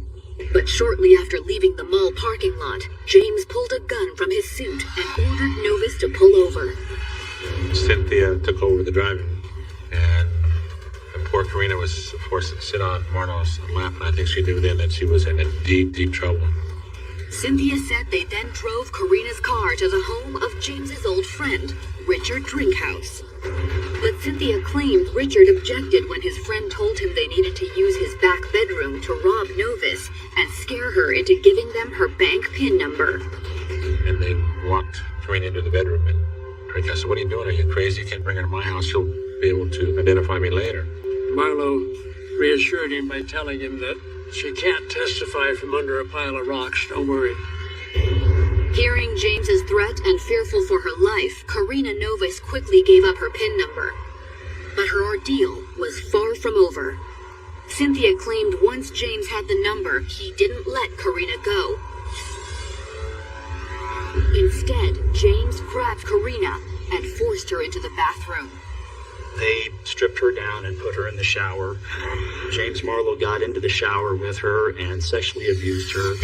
Police couldn't help but notice that Cynthia seemed unbothered as she described James's attack of Karina. But Cynthia soon revealed she hadn't just watched as James assaulted Karina. She'd actually participated in the rape. Cynthia Kaufman got into the shower with them as well, the three of them. Cynthia participated fully in the sexual assault, and I think this sent a message to James that she was all in. The sexual assault in the shower showed that Cynthia was just as twisted and diabolical as James was. Following the shower, James and Cynthia led Karina back to her car, where Cynthia said she told Karina what was going to happen next. Before they actually drove away, Kaufman told Karina that they were going to have to kill her. I mean, in my mind, this is a form of torture. I could not imagine the terror knowing that somebody's going to take you out and kill you. After driving a few miles, James and Cynthia stopped Karina's car along the edge of a vineyard. They then pulled Karina from the car and proceeded to make good on their threats. Karina Novus was strangled with a necktie and buried in a shallow grave face down in that vineyard. After killing and burying Karina Novus, Cynthia and James headed for the nearest ATM, only to realize Karina's small triumph. She had given them a fake PIN number. Desperate for cash, the couple headed towards the coast. On their way, they stopped for some fast food, where James had a bright idea that would eventually put them on a collision course with justice. He said to Cindy, "Give me your ID. We need to get rid of it. In case we are picked up, we don't want them to know who we are." He indeed took her ID and disappeared from the car for a while toward a dumpster and got rid of the IDs. This is how brilliant these criminals were. They left these incriminating evidence together in the same bag. Tying Cynthia and James to Karina Novus just like that. Unaware they'd just left a trail for police to follow, James and Cynthia began looking for another target to rob. They headed to a nearby strip mall and soon settled on a 19-year-old not unlike Karina Novus. Linnell Murray was working at a cleaners and was there by herself, just innocent as could be. What she didn't know is Marlowe and Kaufman had been driving around Orange County looking for a vulnerable victim. After selecting their victim and casing the location, James and Cynthia returned the next night. They waited until just before closing time, so they went in there and rang the bell like they were customers, and she came out. They pulled a gun. After emptying the register and helping themselves to some clean clothes, James and Cynthia marched Linnell Murray to Novus's car and took her to nearby Huntington Beach Inn. Cynthia then left to grab the couple some dinner, leaving James alone in the room with their latest victim. Cynthia Kaufman comes back, and sure enough, Linnell's hair is wet from the shower. She brings the fast food in. She offers some to this poor, scared, captive girl, and all she can do is take a little sip of some soft drink that she brought. They eat the hamburgers, and then Marlowe tells Kaufman, "You have to do this one." After issuing his orders, James tore some hotel towels into strips and wrapped them around Linnell Murray's neck, before turning the reins over to Cynthia, who began to choke Linnell to death. Kaufman starts pulling on him, but she's not strong enough to do it. So Marlowe helps, and they strangle Linnell Murray to death. They put her in a bathtub face down, and Marlowe urinates on her body. Urinating on someone's body after dying is a sign of inhumanity. It is not having respect for this person's life. Fleeing the scene with money and credit cards stolen from Linnell Murray's purse, the couple headed to a hotel in Big Bear Lake to celebrate their new cash windfall. Unaware that their deadly crime spree was about to put them in the crosshairs of a police investigation. They go to celebrate, and they're kissing and loving each other and hugging and carrying on as if they're on their honeymoon. The next morning, a maid goes into the room at the hotel in Huntington Beach and discovers the dead body of Linnell Murray. Following their confessions, police and prosecutors threw the book at James Marlowe and Cynthia Kaufman. Prosecutors sought to charge Cynthia and James with murder in the first degree. Prosecutors also announced that for both suspects, they'd be seeking the death penalty. Thanks to their own confessions, as well as the laundry list of evidence against them, it seemed convictions were all but certain for both James Marlowe and Cynthia Kaufman. But little did anyone then know that convicting this deadly pair wouldn't be as easy as everyone assumed. Coming up, a complicated trial begins, pitting one outlaw lover against the other. They were turning on each other and telling much different stories.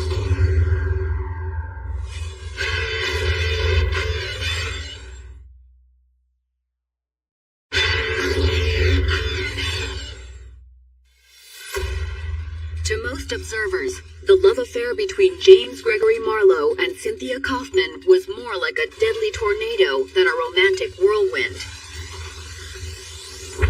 After meeting in April of 1986, the couple's torrid romance had lasted just 7 short months until they were arrested in November for the kidnapping, rape, and murder of 2 young girls, Linnell Murray and Karina Novis. Since the couple had been equal partners in the crimes, prosecutors made the decision to try them together. They were so interlocked in their actions and all the things that had happened that the courts tried them together. When the trial opened in October of 1988, prosecutors wasted little time in rolling out the couple's dual confessions, as well as a mountain of forensic and physical evidence tying James and Cynthia to both gruesome murders. But rather than admit their individual guilt in court, the defense teams for both James and Cynthia did something no one expected. They each recanted their clients' confessions and tried to pin the blame for the murders on the other party. Quite quickly, they were turning on each other and telling much different stories. Both of them said that they were the victim of the other person, that the other person was controlling them. It becomes a triangle. Prosecution versus one defense versus the other defense. James's lawyers painted him as a man haunted by abuse and neglect at the hands of his mother. Scars that would doom him when a strong-willed and manipulative woman like Cynthia Kaufman entered his life. James saying she was the mastermind and he was the muscle. She's the motivator, she's the intelligence, she's the planner, and he's the strong arm. She could control him. She knew what triggers to pull. Here's a woman who asked him to tattoo her buttocks and her finger with property of Folsom Wolf. Cynthia's attorneys, however, claimed it was James who was the true mastermind behind the crimes, something Cynthia echoed herself when she took the stand in her own defense. Kaufman, on the other hand, didn't mind telling it all that Marlowe was the sole perpetrator of these killings. He did it all. She was only there because he forced her to, and no, she didn't help. And she wanted to save the girls, but she didn't know how she could because she was under his control. According to Cynthia, James had exerted that control over her by dishing out a barrage of physical and psychological abuse over the course of their relationship. Kaufman claimed that Marlowe beat her, kicked her, bullied her, and controlled her in every way.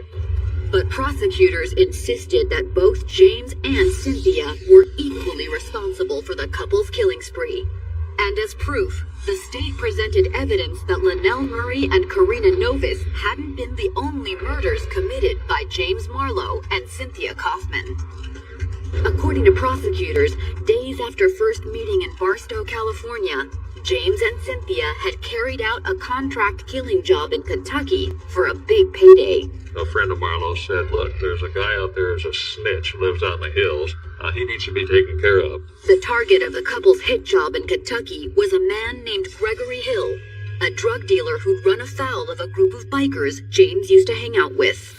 After accepting the job, the couple drove out to Gregory Hill's cabin, where they feigned car trouble, and Cynthia acted as bait. Kaufman took off her blouse and her bra, wrapped a bandana around as a bikini top, and walked down to the cabin to lure Greg Hill out. Mr. Hill goes out there to see what's going on with the car. Once he gets his head underneath the hood, out from nowhere jumps Gregory Marlowe, and Mr. Hill's life on Earth was not very long after that. It was a powerful final image of James and Cynthia to leave with the jury as they broke for deliberations. And when they announced their verdict, no one in the courtroom was surprised. The jury came back with a verdict that both were guilty of murder in the first degree, and both were sentenced to death. But even though James and Cynthia had turned on each other in court, the spark from their fatal attraction briefly rekindled following their convictions. After being escorted from the courtroom by bailiffs, both were led to temporary holding cells in the local jail before being transferred to their individual prisons. It was an old jail with actual bars, and so he was placed in his cell around a corner from the staging area. I removed her waist chain, and I took the chain over to a rack where we would hang them. When I turned around, he was standing up against the bars with his hips to the bars. His jail outfit was pulled down, and she was on one knee, and it was obvious she was going to try to perform oral sex on him. Today, James Marlowe and Cynthia Kaufman await execution on death row in the California Correction System. Both still hold to their claim that the other was the true mastermind behind the murders of Karina Novis and Linnell Murray. But to many, there's no disputing that both James and Cynthia bear equal responsibility for the couple's heinous 7-month-long killing spree.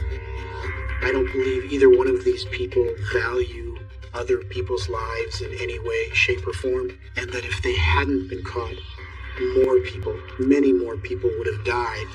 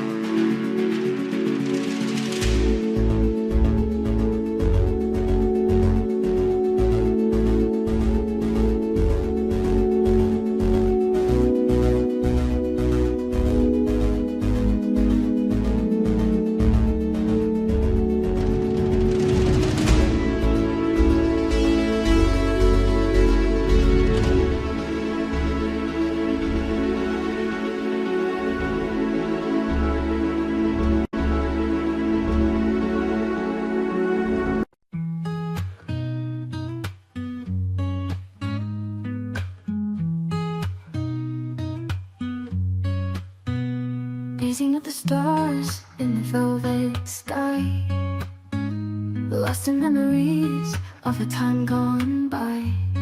Melodies of the past played in my mind, whispers of the wind slowing down time. Let the music surround us, take us away to a sweeter place where memories stay. In this world of dreams, we will find a little piece of soul in the music that binds, painting pictures in the colors of sound. Echoes of the heart softly resound, lost in